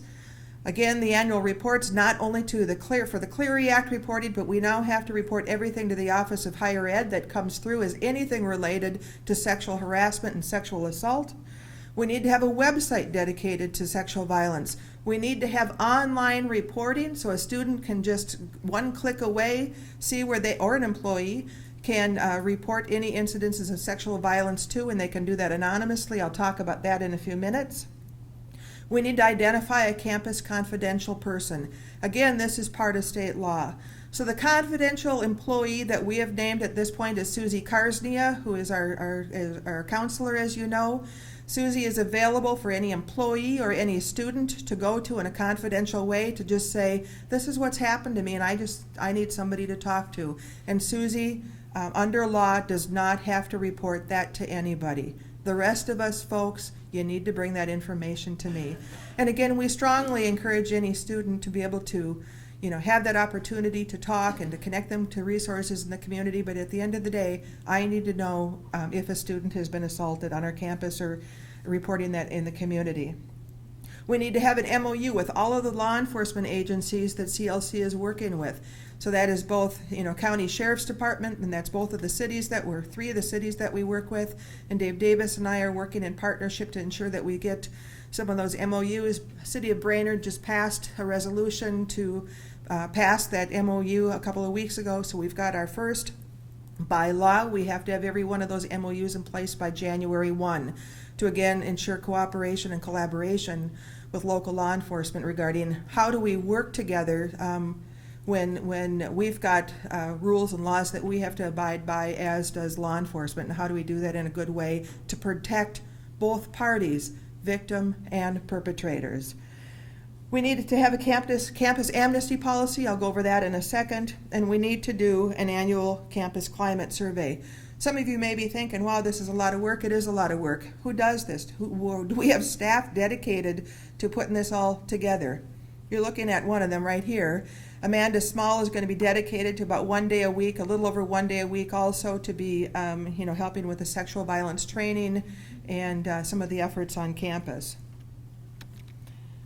So the Uniform Amnesty Policy basically states, and this is now CLC policy, you can find this on the website, if anybody reports to us that they were a bystander, they witnessed, know about sexual violence, but maybe they were under the influence of pot, maybe they were drunk under the influence of alcohol, and maybe they don't want to come forward. Maybe they're an athlete, maybe they're in the honors program, maybe they're just simply scared and they're afraid of the student conduct policy and some of the consequences that could follow. Under law, they are now protected where they can come forward and say, I was there, yes, I was under the influence of alcohol, but this is indeed what happened, and they will not be held accountable for any student conduct violation. This is new law, new policy. I mentioned Crow Wing County Sexual Assault Services. They are our partner in this initiative across campus. We're using many of the materials for this training today. They came on campus in July and trained all of our staff, and they're going to be providing assistance throughout the year as well. So I just needed to do a shout out to acknowledge their work and that I'm just not stealing all of it. Okay, so sexual violence is the use of sexual actions and or words that are unwanted by or harmful to another person. Sexual assault or criminal sexual conduct is a criminal offense. It is any sexual contact, touch, and or penetration of any kind without consent. And we're going to be talking about consent because consent is kind of the buzzword right now, and there's going to be new laws even in this next legislative session and new mandates within Minnesota State regarding what does consent mean, right? Sexual harassment under federal Title IX guidelines is defined as unwelcome conduct of a sexual nature. Those are all pretty broad, right?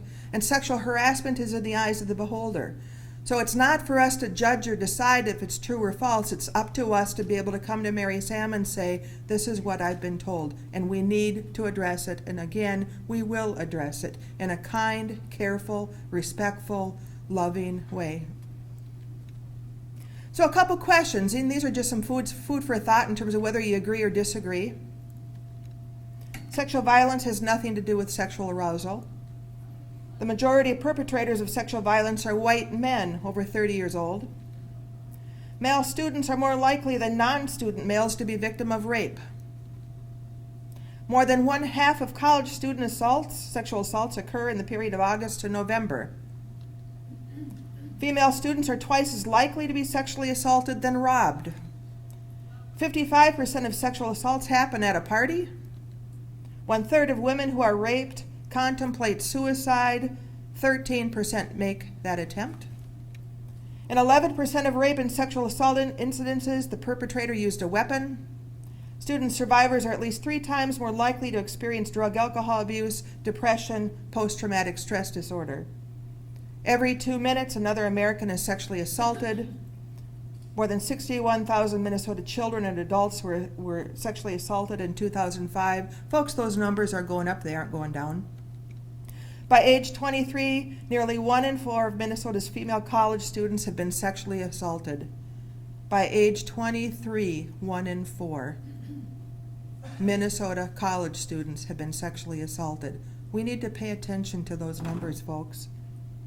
Look at the cost of dealing with sexual assault.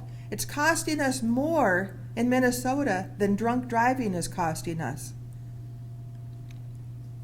90% of victims know their rapists. Less than 1 in 5 rapes are reported to the police. Of all reports, 2 to 8% are proven to be false. And sometimes people say, well, a lot of people lie. Well, mostly people don't lie, and a lot of times it's that we don't even have all the facts to prove that it did indeed take place. 1 in 2 transgender people have been sexually assaulted. Let's talk about transgender students, colleagues, friends, relatives for just a minute. Under federal law, transgender folks are protected under human rights. You will notice some signage and some language this year across our campus regarding transgender students in bathrooms, locker rooms. You've heard some of the hubbub and concern and panic and fear across this nation regarding transgender individuals. Under law, transgender students at Central Lakes College and Minnesota State have every right as every other individual. If a transgender student presents themselves as female, and they want to use the female bathroom and the female locker room, they get to use the female locker room. If a transgender individual wants to use the male bathroom, male locker room, they get to use the male locker room. That is the law. It is not for us to decide, to judge, or question that. Might an individual on Monday say that they're presenting as female and on Wednesday they're presenting as male? They might just do that. And folks, we have a couple of students, probably about 3 or 4, that are in that process of figuring out some of those pieces. They have a right to use the facility that they identify with. We need to be very aware of that when it comes to sexual harassment and sexual violence with the transgender community. More than 1 in 3 American Indian women and Alaskan women will be raped in her lifetime. People with disabilities are sexually assaulted disproportionately at higher rates. Absolutely true. We have vulnerable populations here in our campus community. We know that already. We're not going to spend a lot of time asking you what you think and you feel about the comments that I just made and the questions that I just asked. But all of those, everything that I just read to you, every single one of those are true. They are all fact. So the Crow Wing County Sexual Assault Services numbers, what do they say? They say a lot. 362 victims this last year. Again, bottom left, 20 to 40 of those were CLC students.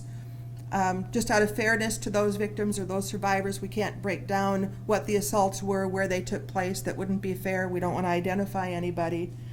But over to the right, you see 15% trafficking or exploitation. We have an issue with sex trafficking in the Brainerd-Baxter community.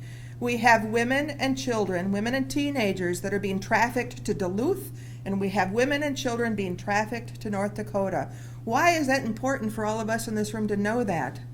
Folks, because those are some of our students that are going to work over in North Dakota, going to work over in Duluth, and I think that we have a responsibility to talk about healthy sexuality, what it means to be a female, what it means to be a male in industry, right?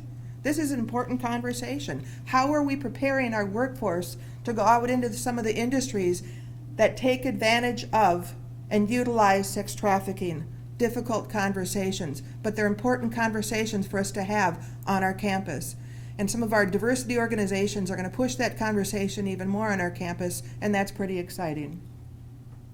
Not going to go through all these stats, but the stats really reaffirm to us that we have huge issues regarding sexual violence across Minnesota and across the United States when it comes to sexual harassment and sexual violence. This isn't just something that is being used for political purposes, folks. The numbers are real. They've been real for a long time. But there's such a market, and we're making so much money off of sexual exploitation of women and children in particular across this globe that we simply haven't cared. And we know that those students that have been sexually violated are in sexually violating relationships. The impact on them in terms of their day-to-day lives is absolutely huge. And one student said, former student said, feel free to show faculty and staff what my grades looked like in the middle of being violated when I was a student at CLC. www.ddddffff, right? A couple years later, after telling somebody, after reaching out, making connections to the campus community and the supports on campus and the supports out in the community, student came back. I don't see anything lower there than a B minus, folks. Maybe, you know. We know that what we do here at CLC makes a difference, and we know that this can be preventable. But it's also about all of us having the courage, I think, to have conversations. And sometimes we live in communities that don't even want to talk about sex, folks. And I'll tell you, we need to start talking about sex, we need to start talking about sexual harassment, and we need to start talking about sexual violence, because it's real. And it's impacting our students, and it's impacted probably many of us in this room when you take a look at those numbers. It's impacted many of us in this room. So earlier I talked about consent.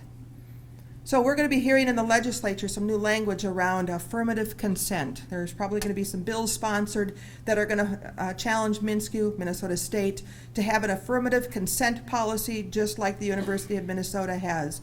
Affirmative consent means yes. It doesn't mean somebody saying, well, no, or maybe.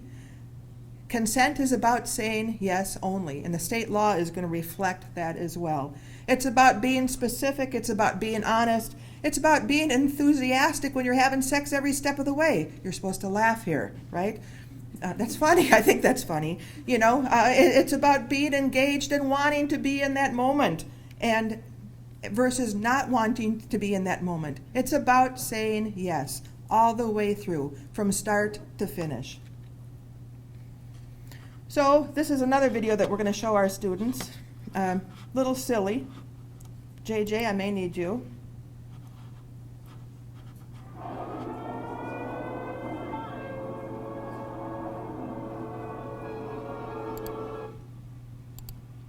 I think the sound might be good. If you're still struggling with consent, just imagine instead of initiating sex, you're making them a cup of tea. You say, hey, would you like a cup of tea? Anybody know how to get the They go, echoing oh my going? God, I would love a cup of tea, thank you. Then you know they want a cup of tea.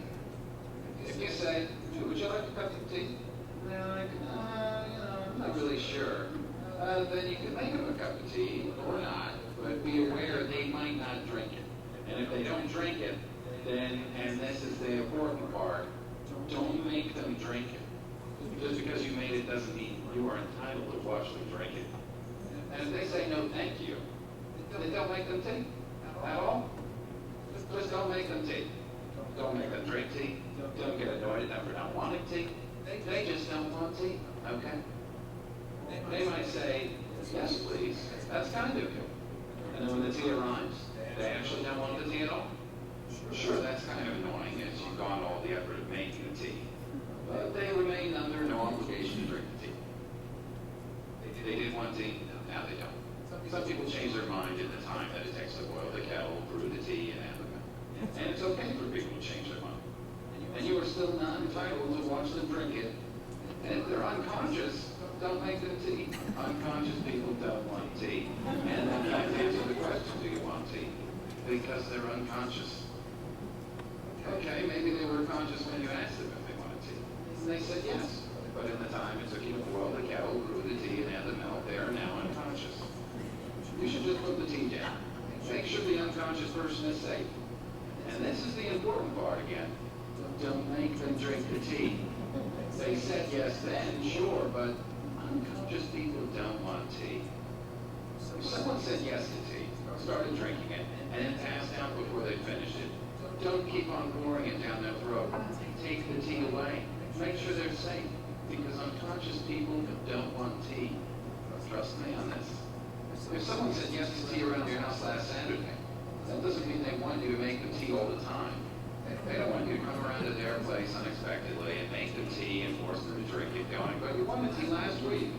Or to wake up to find you pouring tea down their throat going, but you wanted tea last night. Look, you can understand how completely ludicrous it is to force people to have tea when they don't want tea. And you're able to understand when people don't want tea. Then how hard is it to understand it when it comes to sex? Whether it's tea or sex, consent is everything. And on that note, I'm going to go make myself a cup of tea. Cute video, and we're hoping that our students get it, right? Good video. So we talked about affirmative consent. And one of the key messages that we give to our students too, if somebody is intoxicated under the influence, they are not giving consent, right? Yes means yes. So these are some pieces that we're going to talk through with students. What does being an ally mean? How do we step in as students? We're at a party, we're out in the community. Those of us as adults, we're at a bar and some things are looking to go awry. You know, what can we do differently? So we're going to message some things out to students as well. One of the key components of this is bystanders can now be held liable in a sexual violence situation. So if I'm at a party and I see so-and-so being sexually assaulted and I do nothing, I can be held accountable. And I think that's really an important piece for our students to know. They can be held accountable. We can be held accountable, right? So a couple of pieces. I mentioned the online reporting system and the website that we've created, the sexual violence website. So if you go to the home page, actually any page on the website, you're going to see sexual violence reporting on the bottom of the page.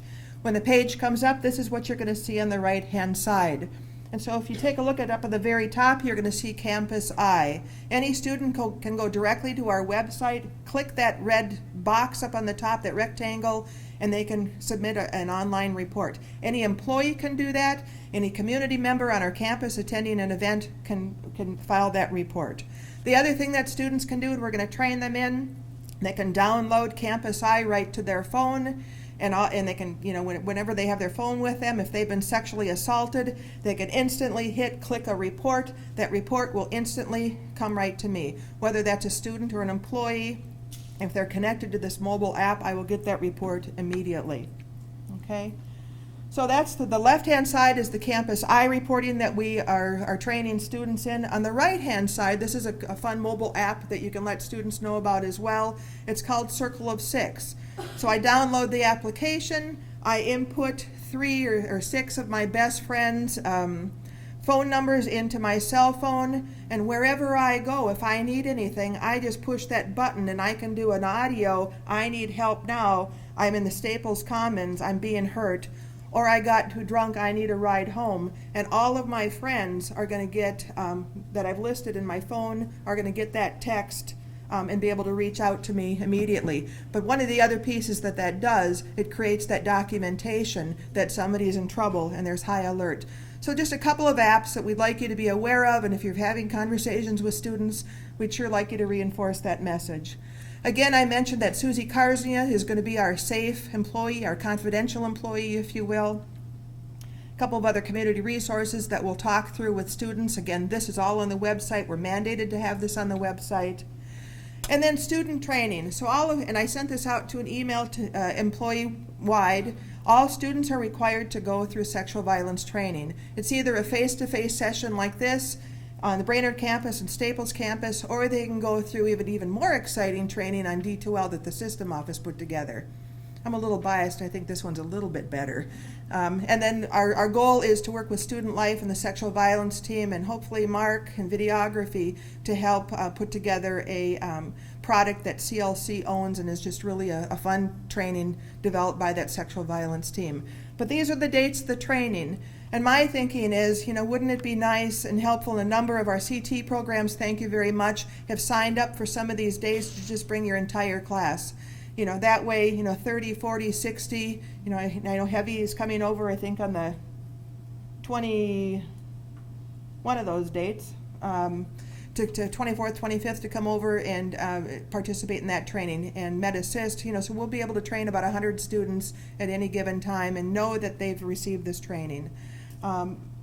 Yes? What's the difference between there's 50-minute training and there's 20-minute training? It was probably Mary Sam and a quick typo last night at about 11:30. So they are 50-minute trainings. I will take a look at that. Thank you for pointing that out. But again, it's your call. I mean, you're not going to have any way of knowing did your students participate in this or not. I think Sandra Kaplan asked me the question, how am I going to know? Well, when students take the training, either face-to-face in this setting, or they take the D2L training, their name is going to be inputted into a database. Amanda Small is going to create that, and any student that goes through the training will be able to click, and a certificate of attendance will be issued to that student. Part of that's documentation that we've done our job, and if a student gets themselves into a fuzzy situation, that we're going to be able to at least print out that certificate and say, they knew better, they went through the training. Ray? Yeah, I saw that work study students needed to somehow be verified that they've had this training. Yes. We are set to work, we put an application for a work study student and they come down, would it be understood that they've been through this training then? Or? Yes, absolutely. And actually, that's not new law. Tutors and work studies have been required to go through 1B1, the non-discrimination and sexual harassment and sexual violence training, my understanding, Nancy, for many, many, many, many years. We've just not done it. We started tutor training. I started training tutors, I think, about a year and a half ago with Terry. So we're working towards being in compliance in that regard. Any other questions? I hope this is helpful. I know sometimes we go through these compliance trainings and it's like, oh gosh, here we go again. Again, I can't reiterate, this is important stuff. And like other topics this morning, enrollment and others, this is one that belongs to all of us, not just some of us. Miigwech, that means thank you. Have a great day.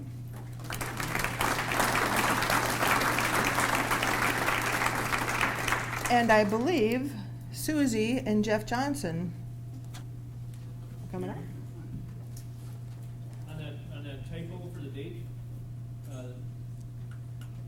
at the 25th, it started at 8:30. It says 8:30 to 8:50, but is it 8 to 8? They're 8:30 starts. 8:30 starts. They're 8:30 starts. All of them, regardless of which campus, they're 8:30 starts. Thank you. Right? Well, how would we get they're all during class times? They are, and so that's your prerogative as a faculty member. Do you want to bring your class or not? You don't have to. I've got probably 8 or 10 technical programs right now that have said we want to bring our entire classes. So it's entirely up to you. Or the students just take it through D2L. If students don't participate in the training, our president has been very clear and supportive that academic holds will be put on students to register for second semester. How hard of a line we're going to draw on that, some of that is kind of working its way through Minnesota State at this point, because there's no legislative mandate that can say that students won't be held, that we can put that academic hold on students. But at the end of the day, there is the state law that says that students have to be trained by the 10th day in sexual violence training, 10th day of class. So they don't get this in orientation or anything? They do Is not. This something we as the instructors have to make sure that they accomplish? It's up to me to make sure that students go through this training. What I'm doing is I'm asking for your help. And if this is something that's going to help you in your classroom to ensure that all of the auto students have some basic understanding of sexual harassment and sexual violence, you get to decide whether or not you think that that's valuable, and you can build that into your curriculum and take an hour away from, what you're doing in your classroom to bring your students over to the Chalberg. Your decision. Mary, can you put those dates back up? I will resend them out to you because if the times were wrong, I don't want us to get confused. I'll send those out this afternoon. Okay. Mary, isn't Tuesdays and Thursdays there isn't class at noon, is there? I think you have the class at, We have a number of noon sessions on the Tuesday, Thursday dates as well.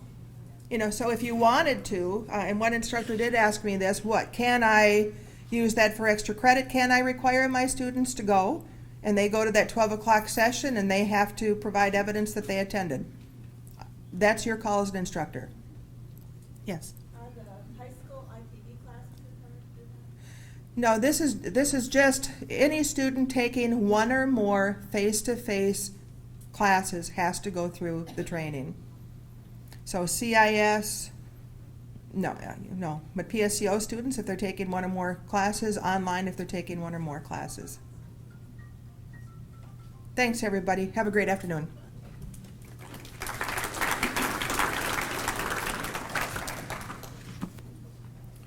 Oops. Well, I'm so happy to see everyone. Dr. Dave last week asked Susie and I to talk a little bit, excuse me, about Student Welcome Day and Student Success Day. And when I got that email, I started thinking, well, what would be the most useful thing I could do? And I decided to take the idea of Student Welcome Day, which I just love, and turn it into a little mirror and try to remember as many first days as I could across the decades of all my years in school.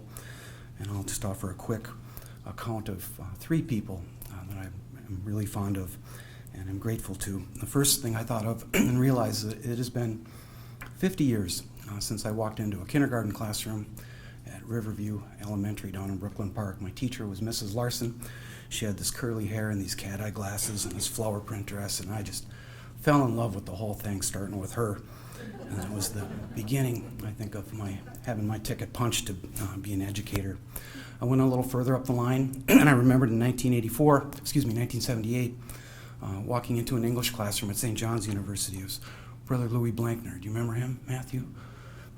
Up there tapping an unlit cigarette on the podium, talking about the idea that in ancient Greece, Athenian prisoners could be freed by their guards if they could recite Aeschylus. I still love that idea.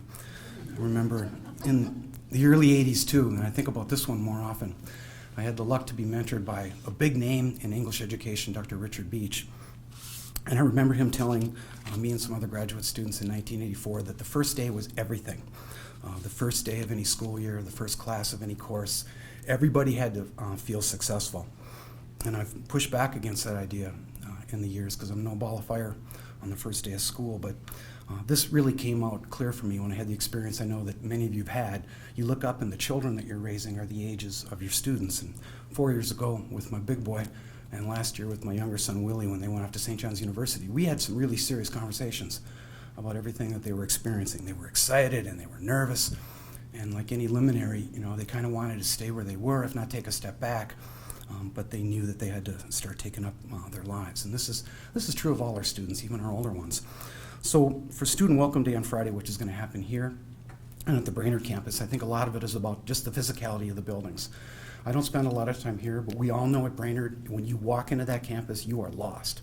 And those questions never go away. Where do I park? Where's the bookstore? Where can I hang out? Where are my classes? And we're going to be here that day to try to provide them some answers. I think the most important thing that I'm going to try to communicate to my students on Friday and next week is something we talk about all the time, and I'm not tired of the word. They have an opportunity to be members of this community, and I'm going to try to get them to conceive of themselves as members of this community. It's almost a heretical idea, but for me, school is always a social and humanistic experience before it's academic. And for us, it's easy, right? We're here every year. Here we are again. It's another school year. Faculty and staff come to CLC, and we never leave until we're ready to retire or fixing to die, which to me is about the same thing.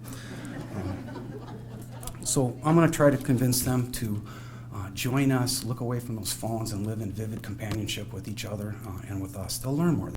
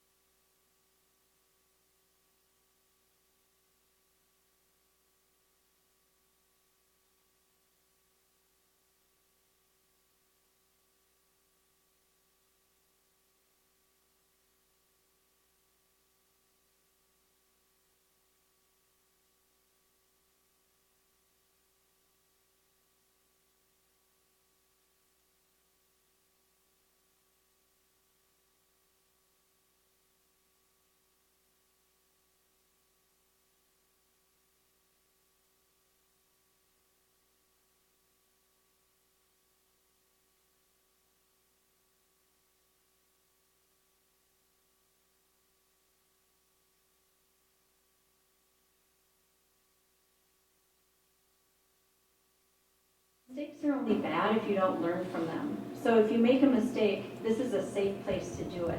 So for me, that was a really good perspective to be thinking about as I'm working with students that maybe aren't being as successful as they could be or want to be. But my main thing up here is I wanted to talk about Student Success Day, and it's really, I'm just going to give you the basics of it. So it's Wednesday, September 14th. It is a go because there was a little bit of like, is it happening or not? And I stole this from last year, Adam and Sue Bremer. They just gave it right back to me when I left for sabbatical. It's a day really about building relationships, which we've heard being talked a lot about today, having fun, which I'm a huge proponent of, enhancing community, and assuring success. So I wanted to give you a basic agenda for the Student Success Day because really what I want, and most of you, faculty and staff, but especially faculty, to include it on your syllabus or at least be talking about it with students. So in Brainerd and Staples, just so you kind of get a brief overview, it is going to be about keynotes, a couple sessions of breakouts, and then lunch, and then some afternoon activities. And thank you for those of you that are presenting, and I'm always looking for more. So here are some ways to encourage students to come. So include it on your syllabus, possibly offer extra credit. And as Mary's talking too, it's like, okay, no, we're throwing all these things out here that we want you to encourage students to do. You can make it a requirement, talk about it, post it in Brightspace, and then have them meet with you on that day. To me, that's one of the big things about Student Success Day, to provide an opportunity for students to come and talk to you one-on-one, because that's often one of the things that's missing. They're nervous or scared or they don't want to come find you in your office hour, but maybe if you have a day that you would really encourage that.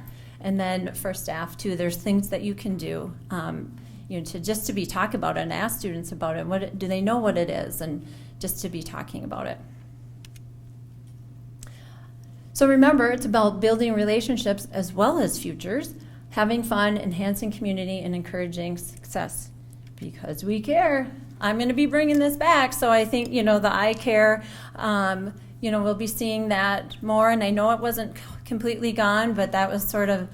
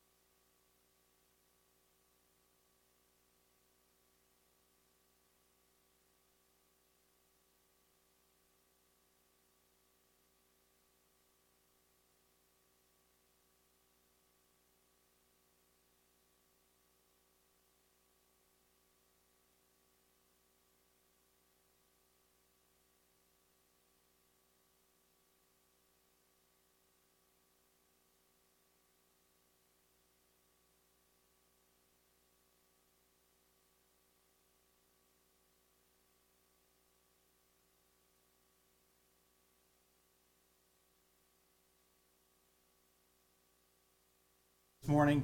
I know we've been sitting for a long time, and so now we're going to have an opportunity to actually get up and move around. But furthermore, be in Staples and to come to the Commons or some classrooms is a nice thing, but we have a wonderful opportunity now to actually get out and see the campus.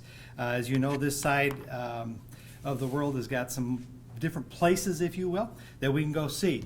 And so as you go through the next hour, I'm going to ask that you engage in that process. I know that you haven't seen each other for a while, and it's nice to be able to sit and talk, and I appreciate that. We're going to do that over lunch. But I'm going to ask that if you would, go to your packet, and you should have a sheet in there that lists some of the tour options for that. And Hera did a really nice job of talking about, and I'm as guilty as the rest of us in terms of knowing what everybody does and where does this work happen and what does that mean. But we have an opportunity in the next hour, at least on this side of the campus in terms of Staples, West Campus and Ag Center, to look at some of the work that goes on here, because we are all ambassadors for the college. And one of the ways to become good ambassadors is become knowledgeable about all the work that everybody does that impacts the college as a whole within the system. Before I get to that, though, I'm going to point out a couple things. The corn that you're going to have for lunch today comes from the Ag and Energy Center. They're not here today, but the Lions, the Staples Lions, they work with us a lot in terms of some of the plot work that we do. We help in the gleaning and give that off to some of the food shelf, and so they picked the corn for today. So my point is, if you see a Staples Lions at some point, or maybe some of you are part of that group, thank you, and thank them for their work, as well as the folks. I know I had some of my staff, and I know Jody, Sheila, been a part of that, but there's a process that comes to play, but we're very excited to be able to host that for lunch today. With that, also in the building, we have a group on this end, Freshwater, with their special ed secondary teachers are doing some updates. And so they're going to be using assembly room and a couple of classrooms. As you migrate to that end of the building, keep that in mind, so maybe voices, keep them at the appropriate levels for that, and just be aware that they're in the building. And we're excited to be able to utilize the building in that way. Another thing you don't see on here are the solar panels. We didn't do anything specific, partially because they are not complete yet. We are not done with the articulation in terms of the way they track the sun, the way we want that, so we're not as efficient as we want to be. I would encourage, as you go through the next couple hours, there is a key or a screen out in the foyer area to be able to look at what we're doing with that. Basically, you're going to pick up from April 4th when they started up and running. I don't know, I'm not sure what we've got on the screen out there right now, but it'll give you a little bit of a profile. You can log on to the site and see that. We're going to grow that here as well as across the campuses in terms of more green technologies, in terms of powering our campus. But we're very excited to be able to have these here, and feel free to walk up and around them as we move forward with that. So with that, let's talk through what the tours are, and then from that I'm going to introduce the people who will be helping. And as we talk through them, begin to identify which one you would want to do. Note that tours 1 and 2 are going to leave in buses. That means that you will not get a walkthrough. However, we do have an hour for lunch and provide that opportunity for you to walk through the building at that point. So if you feel like you're going to be missing something, I think there's opportunity for you to take that in. The first one we've lined up with a bus is going to be for the CLC Ag and Energy Tour. For you who do not know, about a quarter of a mile down the road is a hub. We operate about 2,000 acres of research and demonstration. And so this one is focused more on the local foods area. So there's going to be a community gardens piece that has community corrections youth as well as multiple community members. I will forewarn you, a couple of those gardens are not very clean.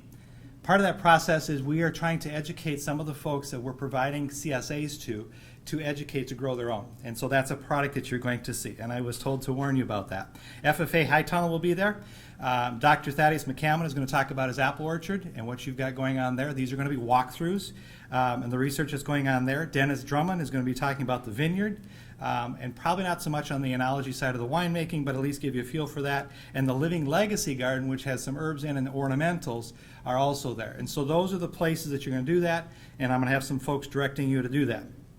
Number 2 is going to be Heavy Equipment Campus, so Nancy Schmidt, and I trust, I'm not sure, Mike, if you're going or some faculty, but you get a chance to go over, so that's about a mile away, so it's not terribly far. Again, another bus, and you get a chance to see the Heavy Equipment Campus. Again, a great asset for Central Lakes College. So if it's something you've never been to, I really encourage you to take one or more of these in. The walking tours, again, we've got folks that are going to lead you through, so obviously we're going to walk this building through. There was probably more construction off to that end that you get a chance to see, but I encourage you just to see all the different programming, again, to be a good ambassador for Central Lakes College. As you start or end that tour, we're asking you to step outside, and we've got a couple of different things out there. First of all, AgCentric has a technology trailer. And so one of the things is Craig Nelson will have our quadcopter out there, and we'll be flying that. If you want to integrate that, I know some of you in some of the curriculums and disciplines have that already, but that's a available tool for us across Central Lakes. It has a digital indexing camera to that, not just a standard camera. So what that does for those of you in the chemistry world, you can read the nutrients of the plants, and we'll simply fly it over the cornfield. It'll show you that, really neat, but to get a chance to see that. The other technology pieces, if you want to fly some mini drones, we've got those. Down farther are 2 implements. One will be a brand new tractor. With this year, we've got a 1-year-old combine that's sitting out there. Those are there for you to drive. Now, not alone. Jason and Ron, who I think went outside, are down there. I encourage you, whether you think it's fun or not, great, go drive it because it's fun. The other thing you need to do is there are serious applications in your classrooms in those machines with the sensors in terms of math and the physics, and I don't care what discipline we can pick up, but there are some serious applications in the technology because those are moving onboard computer systems that really parallel some of the top technology in the world. and they're sitting down there. So do that on a circulating basis. Obviously, you can put one person at a time. We'll take you around the parking lot. If you are not comfortable driving, that's fine. Sit in the buddy seat. But have that experience. Unless you've got somebody at home that's got that. This equipment that we are fortunate to have through Midwest gets us a little over a couple $1 million. So very fortunate to have that partnership with that. So that's part of the walking tour. So with that, at this point, I need you to start making decisions, and I'm going to announce who's leading the tours, and then we need to separate. The plan would be that we would come back here in about an hour for lunch. So let's go with tour number 1. So Hannah, and if we can just stay seated for a second until we get this clarified. Hannah, if you'll raise your hand, and Dennis and Thaddeus. There is a bus out front, and they're going to go on the local foods tour. So kind of pay attention to those folks. Nancy Schmidt, where are you? Gordy, okay. Gordy's going to take over for bus number 2 for heavy equipment. So that bus will then load and depart. Walking tours. Jill is here. Becca back there. Peggy is not with us, I don't think, right now. Melody is here. Okay? And we'll fill in as needed. The idea is that we group you and circulate. Perhaps some of you want to start at the technology, and some of you want to start doing the walkthroughs. But I would encourage you to take advantage of the next hour. Thank you.